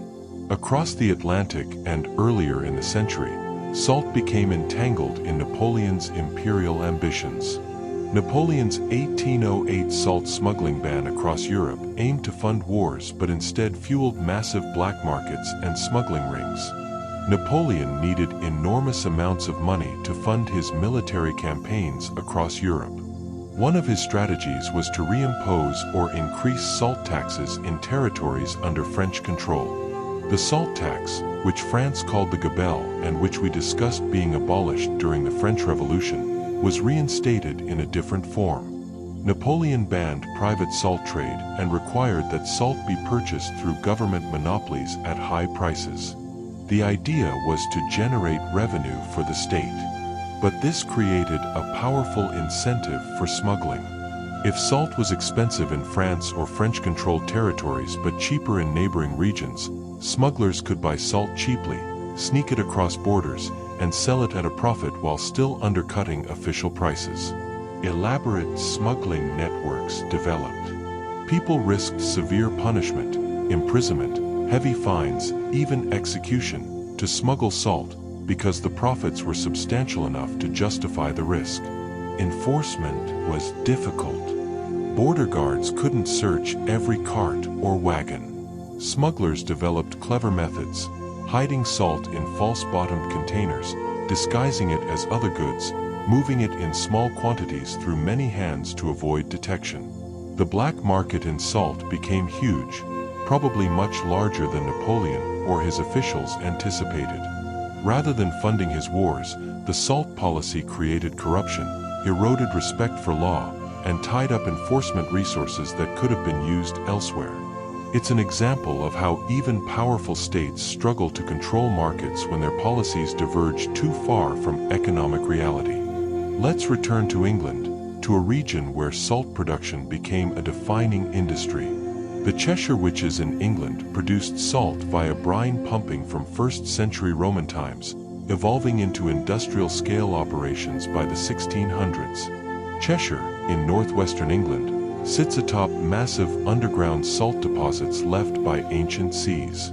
In Roman times, people discovered that they could dig wells to reach brine, water that had dissolved the underground salt and become saturated with it. They would pump or haul this brine to the surface and boil it to produce salt. The town names, Middlewich, Nantwich, Northwich, all proclaim their connection to this industry. Over centuries, the technology improved. Medieval salt workers developed better pumps, more efficient furnaces, larger pans for boiling. By the 1600s and 1700s, the Cheshire salt industry had become truly industrial in scale. Multiple salt houses operated in each town, each with multiple large pans boiling continuously. The demand for fuel to heat these pans was enormous. Forests were cleared to provide wood, and later coal was brought in when wood became scarce. The industry created wealth, but also environmental damage. The constant pumping of brine from underground caused subsidence. The ground literally sank as the salt was removed, creating holes and depressions. Houses and streets collapsed. Lakes formed in the subsidence craters. But despite these problems, the industry continued because salt was too valuable and the demand too strong. The Cheshire witches supplied salt to much of England and exported it to Ireland and beyond. The Industrial Revolution in England, when it came, found a precedent in places like Cheshire, where large-scale production, wage labor, and environmental transformation had already reshaped the landscape. In Germany, another city built its fortune on salt. Lüneburg in Germany drew brine from deep post-glacial deposits, boiling it in massive pans to supply Hanseatic League trade from the Middle Ages. Lüneburg's salt deposits were deep underground, created by ancient geological processes. The city developed sophisticated methods for reaching and exploiting these deposits, drilling wells and pumping brine from depths that were remarkable for medieval technology. The salt production facilities in Lüneburg were enormous, large buildings housing multiple boiling pans, with complex systems for managing heat, steam, and the flow of brine. The city became one of the most important salt producers in Northern Europe. Its primary market was the Hanseatic League, that powerful network of merchant cities around the Baltic and North Seas. Lüneburg salt was shipped north to the coast, then loaded onto ships and distributed throughout the Baltic region. It was particularly important for preserving herring, which was caught in huge quantities in the Baltic and North Sea. Salted herring became a staple food throughout Northern Europe, especially during Lent and other times when Catholic practice prohibited eating meat.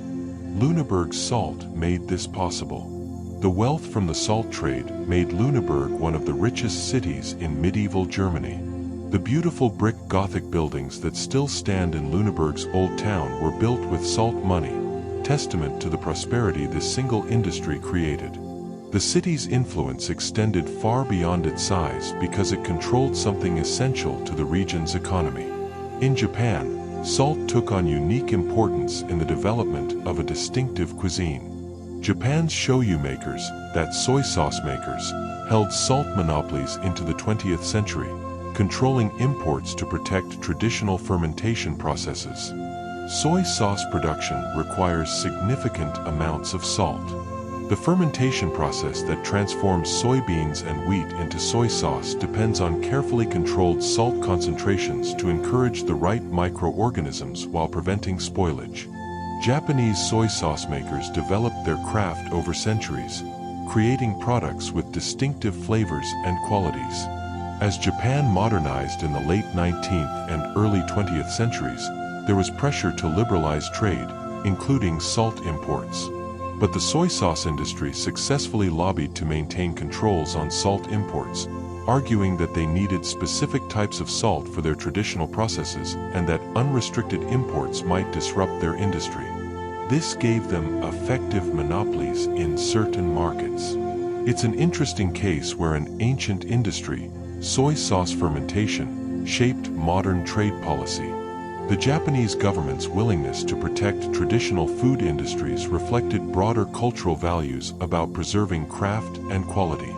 Today, Japanese soy sauce is prized worldwide for its complexity and balance, a product of centuries of refinement. That quality developed, in part, because producers had control over their inputs, including salt, and could maintain traditional standards even as the world modernized around them. Finally, let's turn to one of the most sophisticated examples of salt's role in state finance and economic management. China's Song dynasty, which ruled from 960 to 1279 CE, formalized salt certificates as precursors to paper money, stabilizing currency through state salt quotas. The Song government needed revenue to support its large bureaucracy and military, but it also needed to maintain a stable currency. Salt provided a solution to both problems. The state maintained a monopoly on salt production and sales. Merchants who wanted to trade in salt had to purchase certificates from the government, essentially licenses to buy and sell salt. These certificates could themselves be traded, bought and sold separately from the actual salt. In effect, they became a form of currency, backed not by gold or silver but by the value of the salt they represented. This was remarkably sophisticated for the 11th and 12th centuries. The Song government was experimenting with what we would now call fiat currency. Money that has value because the government says it does and because people trust that they can exchange it for something valuable. The salt certificate system helped the Song government manage its economy, raise revenue, and provide a stable medium of exchange for merchants. It was one of several monetary innovations the Song developed. They also issued the world's first true paper money during this period. The connection to salt shows how important the commodity was to Chinese state finances. Salt was so essential, so universally needed, that certificates representing the right to trade in salt could serve as money. It's a remarkable achievement in economic thinking, and it prefigured by centuries the monetary systems that developed in Europe and eventually spread worldwide.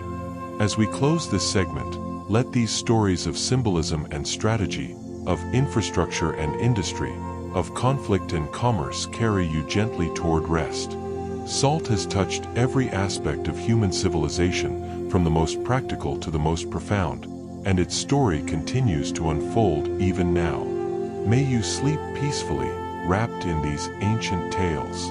We continue our peaceful journey through salt's multifaceted history, exploring now its sacred uses, its healing applications, and the technological advances that transformed how we obtain this essential mineral. Salt held profound significance in ancient Jewish religious practice. Salt played a key role in ancient Jewish temple rituals, where it was mixed with grain offerings as a symbol of an unbreakable covenant with God. The Hebrew Bible, particularly the book of Leviticus, contains specific instructions about salt in sacrifices. Every grain offering presented at the temple was to be seasoned with salt, and this requirement carried deep theological meaning. Salt represented the permanence and purity of the relationship between God and the people of Israel. Because salt preserves and prevents corruption, it became the natural symbol for a covenant that would never decay, never dissolve, never be broken. The priests performing these rituals understood that they weren't just following arbitrary rules but participating in symbolic actions rich with meaning. When they sprinkled salt on the grain, they were affirming that the covenant between the divine and human was as essential as salt itself, as preserving, as incorruptible. This wasn't unique to grain offerings. Salt was also used in various other sacrifices and ritual contexts. The temple in Jerusalem went through vast quantities of salt, requiring regular supplies and creating a market that salt merchants would have competed to fill. The practice influenced Jewish culture beyond just the temple ceremonies. Salt became associated with blessing, with permanence, with the sacred dimension of life. Salt also played a role in Jewish life cycle rituals. Jews rubbed salt on newborn babies during circumcision ceremonies, a practice mentioned in the Bible to signify dedication. The book of Ezekiel refers to this custom, describing how newborns were rubbed with salt as part of their initial care. The practice had both practical and symbolic dimensions. Salt has mild antiseptic properties, so rubbing it on the infant might have been thought to protect against infection, though we should be careful not to assume ancient peoples understood the mechanism the way we do. Symbolically, the salt rubbing represented purification and protection. Just as salt preserved food from corruption, it was believed to protect the child from harm and dedicate them to God. The circumcision ceremony marked the boy's entry into the covenant community, and the use of salt reinforced that this was a permanent, sacred bond. Different Jewish communities developed variations on this practice, and over time some communities discontinued it while others maintained it. But the underlying idea, that salt had protective and purifying power, that it was appropriate for marking life's most sacred moments, persisted across Jewish tradition and influenced how Jews thought about salt in other contexts as well. Salt's perceived healing properties have ancient roots. Hippocrates, the Greek physician often called the father of medicine, prescribed seawater baths for healing wounds and skin conditions around 400 BCE, praising salt's purifying effects. Hippocrates practiced and taught on the Greek island of Kos, surrounded by the Mediterranean Sea, and he observed that seawater seemed to have beneficial effects on various ailments. He recommended that patients bathe in seawater or apply seawater compresses to wounds and skin problems. His reasoning, based on the medical theories of his time, was that the salt in seawater had purifying and drying properties that could draw out impurities and promote healing. Modern medicine has a more complex understanding. Salt water can indeed help clean wounds, and the mineral content of seawater may have some beneficial effects, though we also know that overly salty environments can damage tissue. But what's significant is that Hippocrates, working from careful observation rather than superstition, identified salt as therapeutically valuable. His writings on this subject influenced medical practice for centuries. Greek and Roman physicians continued to prescribe seawater treatments, and the tradition extended into medieval and early modern European medicine. Coastal health spas and bathing establishments grew up around this idea, offering seawater baths as curative treatments. The beach vacation, in a sense, has ancient medical origins in practices like those Hippocrates described. The medical use of seawater experienced a revival in the 18th century. In 1753, English physician Richard Russell published a book advocating seawater immersion for treating tuberculosis and other illnesses. Russell practiced in Brighton, a coastal town in southern England, and he became convinced that seawater had remarkable healing properties. His book, which went through multiple editions and was widely read, argued that drinking seawater and bathing in it could cure a range of ailments, from skin diseases to tuberculosis to mental disorders. He recommended that patients spend extended periods at the seaside, immersing themselves in the ocean water and breathing the sea air. The book's popularity helped transform Brighton from a small fishing village into a fashionable resort town. Wealthy patients came to Brighton and other seaside towns to take the cure, spending weeks or months bathing in the sea and drinking preparations made with seawater. From our modern perspective, some of Russell's claims were exaggerated. Seawater won't cure tuberculosis, a bacterial infection that requires antibiotics. But some of his observations had merit. Sea air is often cleaner than city air. The iodine in seawater can benefit people with deficiencies, and the rest and relaxation associated with a seaside holiday genuinely improve health and well-being. Russell's work helped establish the tradition of the seaside health resort, which became a major feature of European and American culture in the 19th and early 20th centuries. The 19th century brought revolutionary changes to salt production. Deep drilling techniques uncovered vast underground salt deposits, slashing prices by breaking old monopolies. For thousands of years, salt had come primarily from three sources: surface deposits where ancient seas had evaporated, brine springs where underground salt dissolved in water that came to the surface, and seawater evaporation. But in the 19th century, advances in drilling technology, originally developed for oil exploration, made it possible to drill deep wells specifically to reach salt deposits that were inaccessible before. Drills could now go hundreds or even thousands of feet into the earth, reaching massive beds of rock salt laid down by ancient seas. When these deposits were tapped, they yielded enormous quantities of high-quality salt. This had immediate economic consequences. Regions that had never had significant salt production suddenly could compete in the market. The increased supply drove prices down dramatically. Old monopolies, which had controlled salt trade for centuries and kept prices high, found themselves undercut by new producers. In some regions, salt prices fell by half or more within a few decades. This was good for consumers. Salt became affordable for everyone, but disruptive for traditional salt-producing regions, which lost their economic advantage. Towns and regions whose prosperity had been built on salt had to adapt or decline. The social and economic landscape shifted, all because technology had unlocked previously inaccessible resources. Another technological innovation transformed salt refining. Vacuum evaporation, invented in the early 1800s, allowed efficient production of pure table salt from brine without dependence on solar evaporation or open fires. The principle of vacuum evaporation is elegant.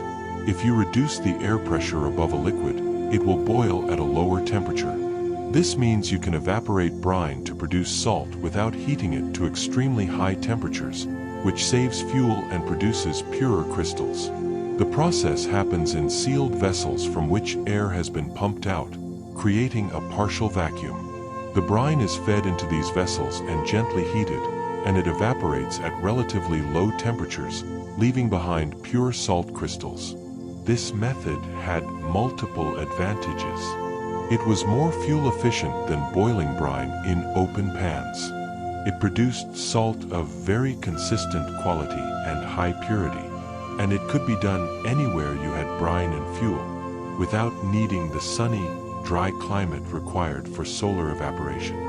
This democratized salt production further and contributed to the industrialization of the salt industry. By the late 19th and early 20th centuries, most table salt in industrialized countries was produced by vacuum evaporation, a technology that represented a significant advance over methods that had been used for thousands of years. Another linguistic connection is more questionable but interesting. The word savage traces to the Latin silvaticus, meaning forest dweller, but folk etymology sometimes links it to unsalted diets of primitive peoples. The actual etymology is clear. Savage comes from Latin words relating to forests and wilderness, suggesting people who lived outside civilization. But because salt was so associated with civilization, with settled communities, trade, sophisticated cuisine, there developed a folk belief that the difference between civilized and uncivilized peoples was that civilized people used salt and savages didn't. This wasn't linguistically accurate, but it tells us something about how salt was perceived. Using salt was seen as a mark of sophistication and civilization. People who supposedly didn't use salt were primitive, uncivilized, savage. This is a reminder that even false etymologies can reveal cultural attitudes and assumptions, showing us what people believed even when they were wrong about word origins. Portuguese and Spanish fishing fleets in the 1400s used wet salting on cod at Newfoundland's Grand Banks, kickstarting North American salt trade. When European fishermen discovered the incredibly rich cod fisheries off Newfoundland and New England, they faced a practical problem: how to preserve the enormous catches for the voyage back to Europe. They developed a technique called wet salting, which involved gutting the fish and packing them in barrels with heavy layers of salt. The salt would draw moisture out of the fish and create a brine, preserving the cod for the weeks or months of the transatlantic voyage. This wasn't the only method. Some fishermen preferred dry salting, where fish were salted and then dried on racks. But wet salting was faster and required less infrastructure. The practice required enormous quantities of salt, which the fishing fleets brought from Europe or obtained from salt-producing regions in the Caribbean. This created a triangular trade. Ships from Europe would carry salt to the fishing grounds, use it to preserve cod, carry the salted cod back to Europe or to Caribbean or South American markets, and return with other goods. The salt trade connected the North Atlantic world, linking fishing grounds, salt works, and consumer markets in a complex commercial network. The salted cod from these fisheries became a staple food throughout Europe and in European colonies, sustaining populations and supporting economic development. Finally, we travel to Canada, where a chance discovery opened a new chapter in salt production. In 1866, Ontario borers searching for oil hit pure salt deposits 1,000 feet down, sparking Canada's Goderich salt boom with beds up to 80 feet thick. The drillers were actually looking for petroleum, following the excitement of early oil discoveries in North America. But instead of oil, they found salt, massive, pure beds of it, thick layers stretching deep underground.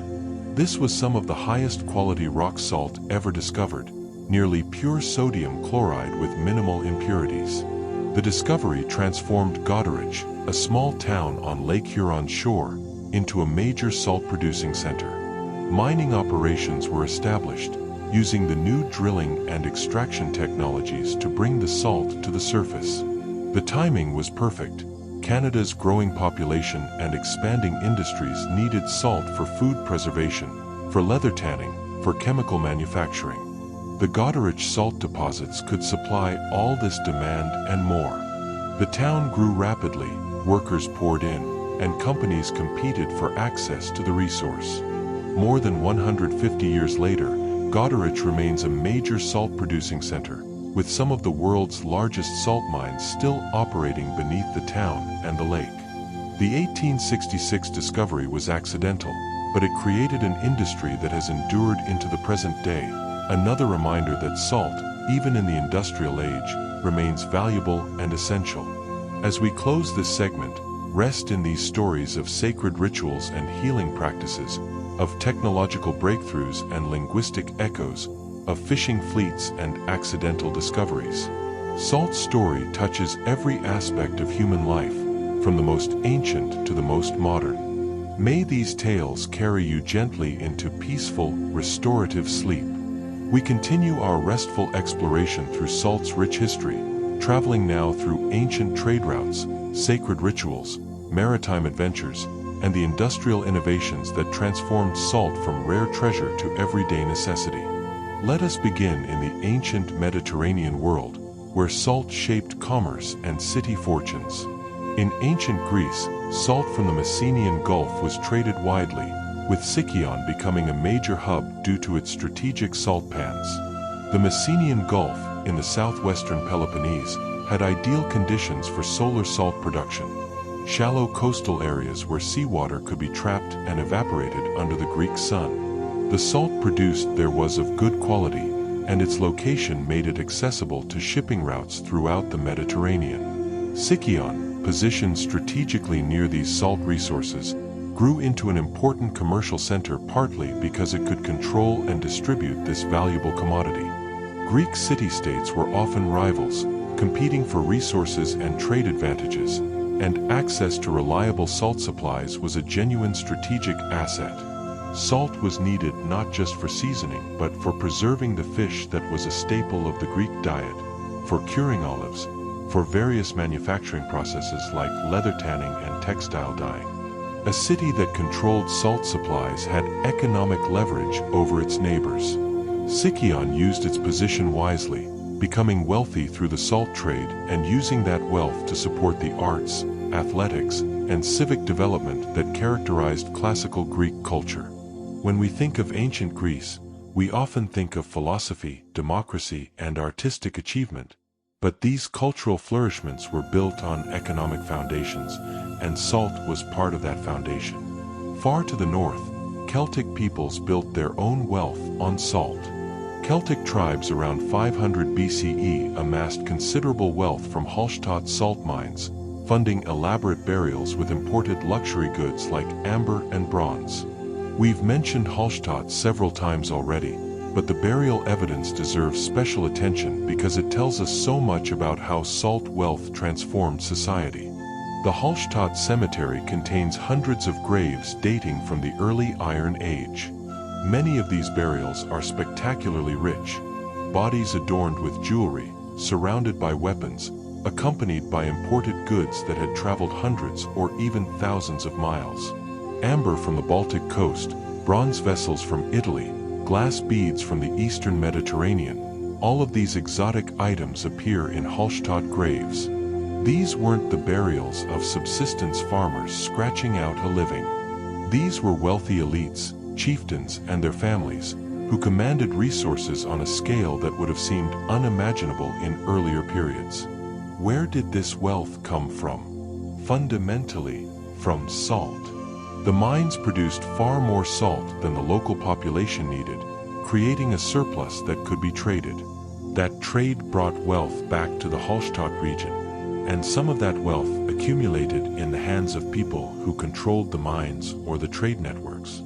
Those people used their wealth to acquire prestige goods, to support warriors, to sponsor feasts and celebrations that reinforced their social position. When they died, they were buried with splendor, surrounded by the markers of their status. Archaeology allows us to see the material consequences of the salt trade preserved in these ancient graves. Across the world in Japan, salt acquired sacred significance in the Shinto tradition. Shinto priests in ancient Japan used salt to purify sacred spaces before rituals, scattering it in white circles called morihi. Shinto is Japan's indigenous religion, focused on ritual purity and the veneration of kami, spirits or sacred presences associated with natural features, ancestors, and certain places. Before conducting rituals at a shrine or in a sacred space, Shinto priests would purify the area, and salt was one of the primary purifying substances. They would scatter salt in careful patterns, often creating small piles or circles of white salt crystals. These morihi marked the boundaries of the purified space, creating a zone separated from the ordinary, profane world. The practice continues today.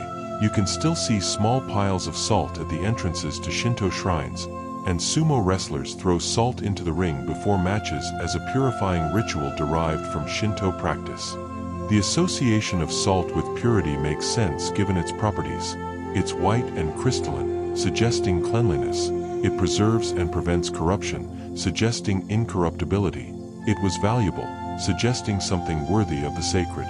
Salt became, in Shinto practice, a material manifestation of purity itself, a substance that could cleanse space and prepare it for interaction with the divine. In Mesoamerica, the Aztecs incorporated salt into their religious worldview. The Aztecs offered salt as tribute to their gods, associating it with Tlaloc, the rain deity, in ceremonies near Lake Texcoco. Tlaloc was one of the most important gods in the Aztec pantheon, the bringer of rain that made crops grow but also the sender of devastating storms and floods. The Aztecs saw connections between salt, water, and Tlaloc's domain. Lake Texcoco, in the Valley of Mexico where the Aztec capital of Tenochtitlan was built, was a salt lake. Its water was brackish and salty. The Aztecs harvested salt from the lake's shores, using solar evaporation in the shallow areas. This salt was economically important, traded throughout the Aztec Empire, but it also had ritual significance. In ceremonies honoring Tlaloc, particularly those seeking rain or giving thanks for water, salt would be offered. The logic of the association is interesting. Salt comes from water, but it also represents what remains when water evaporates, so it embodied the interplay between abundance and scarcity, between the life-giving rain and the dry season. The offerings of salt to Tlaloc were petitions for balance, for the right amount of rain at the right time. The Aztec priesthood, which organized these elaborate rituals, understood that salt connected the practical and spiritual dimensions of life. It was both a necessary commodity and a sacred substance worthy of offering to the gods. As European exploration expanded in the 15th century, salt became entangled with one of history's darkest chapters. Portuguese explorers in the 1500s established salt works on Cape Verde Islands to provision slave ships crossing the Atlantic. The Cape Verde Islands, off the west coast of Africa, had conditions suitable for solar salt production, and the Portuguese recognized their strategic value. As the Portuguese developed the transatlantic slave trade, they needed provisions for the horrific Middle Passage, the voyage from Africa to the Americas carrying enslaved people. Ships needed salt for preserving food for the crew and for the captives crammed into the holds.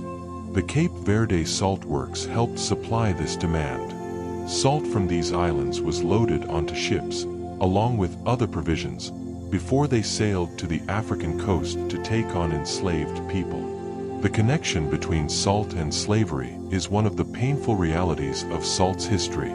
The same substance that preserved food and enabled long sea voyages also enabled the slave trade's brutal logistics. It's important not to shy away from these darker aspects of history. Salt itself is morally neutral, but humans have used it in service of both noble and terrible purposes. The Cape Verde saltworks represent salt's role in a system of exploitation and suffering that scarred millions of lives and shaped the modern world in profound and tragic ways. In England, the port city of Liverpool built prosperity on salt and maritime trade. During the Age of Sail, Liverpool's salt trade boomed by supplying ships for cod fishing off Newfoundland, preserving catches at sea.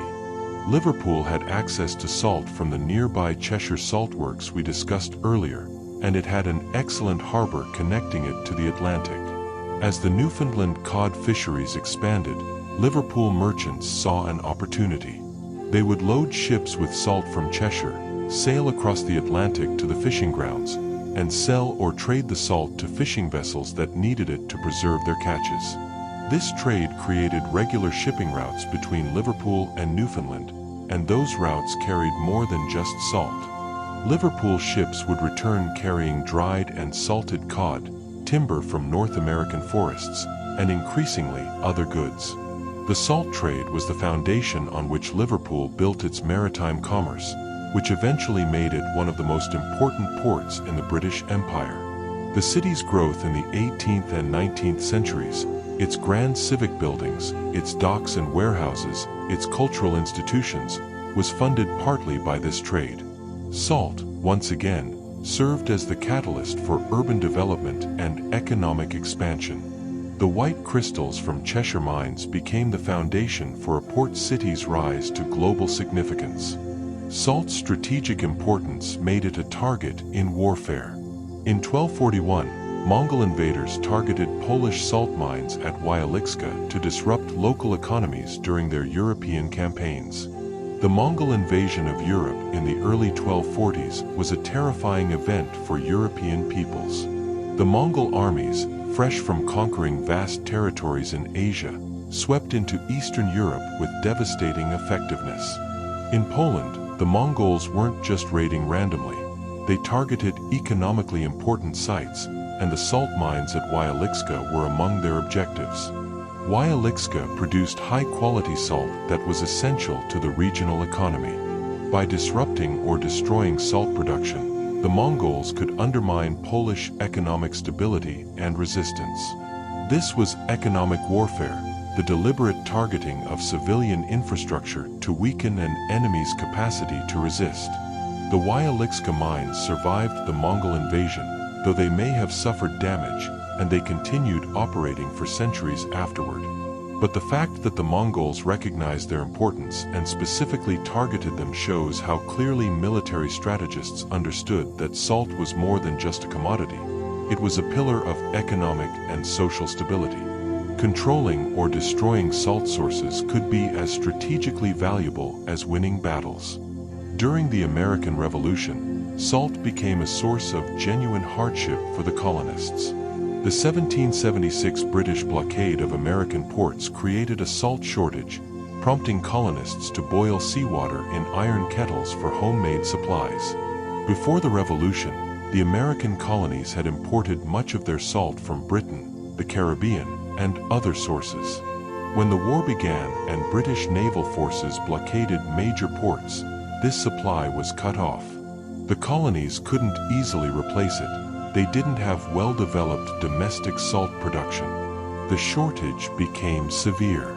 Meat spoiled, fish couldn't be preserved properly, and the Continental Army struggled to maintain food supplies for troops. In response, Americans improvised. Along the coast, families and communities set up makeshift salt works. They would collect seawater in large iron kettles or pans, build fires beneath them, and boil the water until salt crystals formed. This was inefficient and produced relatively small quantities of salt, but it was better than nothing. State governments encouraged and sometimes subsidized these efforts. The salt shortage was one of many hardships Americans endured during the Revolution, but it was particularly significant because it affected everyone, soldiers and civilians, rich and poor. The experience taught the young United States a lesson about self-sufficiency and led to investments in domestic salt production after the war ended. In the cold climate of Sweden, salt producers developed innovative techniques. Sweden's 18th-century Hallman's process used steam to evaporate brine, an early step toward mechanized salt production in cold climates. Sweden faced a particular challenge. It needed salt for preserving fish, particularly herring, which was a major export and food staple, but Sweden's climate wasn't suitable for solar evaporation, and it didn't have easy access to rock salt deposits. Swedish engineers developed the Hallman's process, which used steam heat to evaporate brine more efficiently than simple boiling. The process involved circulating steam through pipes or chambers in contact with brine, using the heat to drive evaporation. This was more fuel-efficient than direct heating and produced salt of consistent quality. The innovation showed Swedish technological ingenuity and their determination to overcome natural disadvantages through engineering. The Hallman's process was an early example of industrial process optimization, using principles of heat transfer and energy efficiency that would become central to industrial engineering. While Sweden never became a major salt exporter, the development of processes like this allowed the country to produce enough salt for its own needs, maintaining economic independence in this crucial area. Finally, we arrive at the threshold of modern salt production. By 1887, vacuum pan evaporation in the United States produced refined table salt, revolutionizing purity and making it affordable for households. Vacuum pan technology, which we've mentioned before, reached maturity in the late 19th century. American salt companies built large facilities with multiple vacuum pans operating continuously, producing salt of unprecedented purity and consistency. This salt was finely ground, free of impurities, brilliantly white, and cheap enough that every household could afford it. The transformation was dramatic. Just a century earlier, salt had still been expensive enough that families used it carefully, conserving and never wasting. Now it was so cheap and abundant that concerns shifted from scarcity to overconsumption. The refined table salt produced by vacuum evaporation became ubiquitous in American and then global kitchens. It represented the triumph of industrial technology over ancient scarcity, the application of scientific principles to solve age-old problems. But it also represented a kind of loss. The salt was pure sodium chloride, stripped of the trace minerals and subtle flavors that traditional salts contained. This would lead, many decades later, to a premium market for artisanal and traditional salts, as people sought to reclaim some of what had been lost in the drive for purity and efficiency. But in 1887, the cheap, pure table salt seemed like an unalloyed victory, a sign of progress and modernity. As we close this segment, let these stories of trade and ritual, exploration and conflict, innovation and transformation carry you toward peaceful rest. Salt's journey through history continues to unfold, touching every aspect of human experience from the most sacred to the most practical. May you sleep deeply, wrapped in these ancient and modern tales.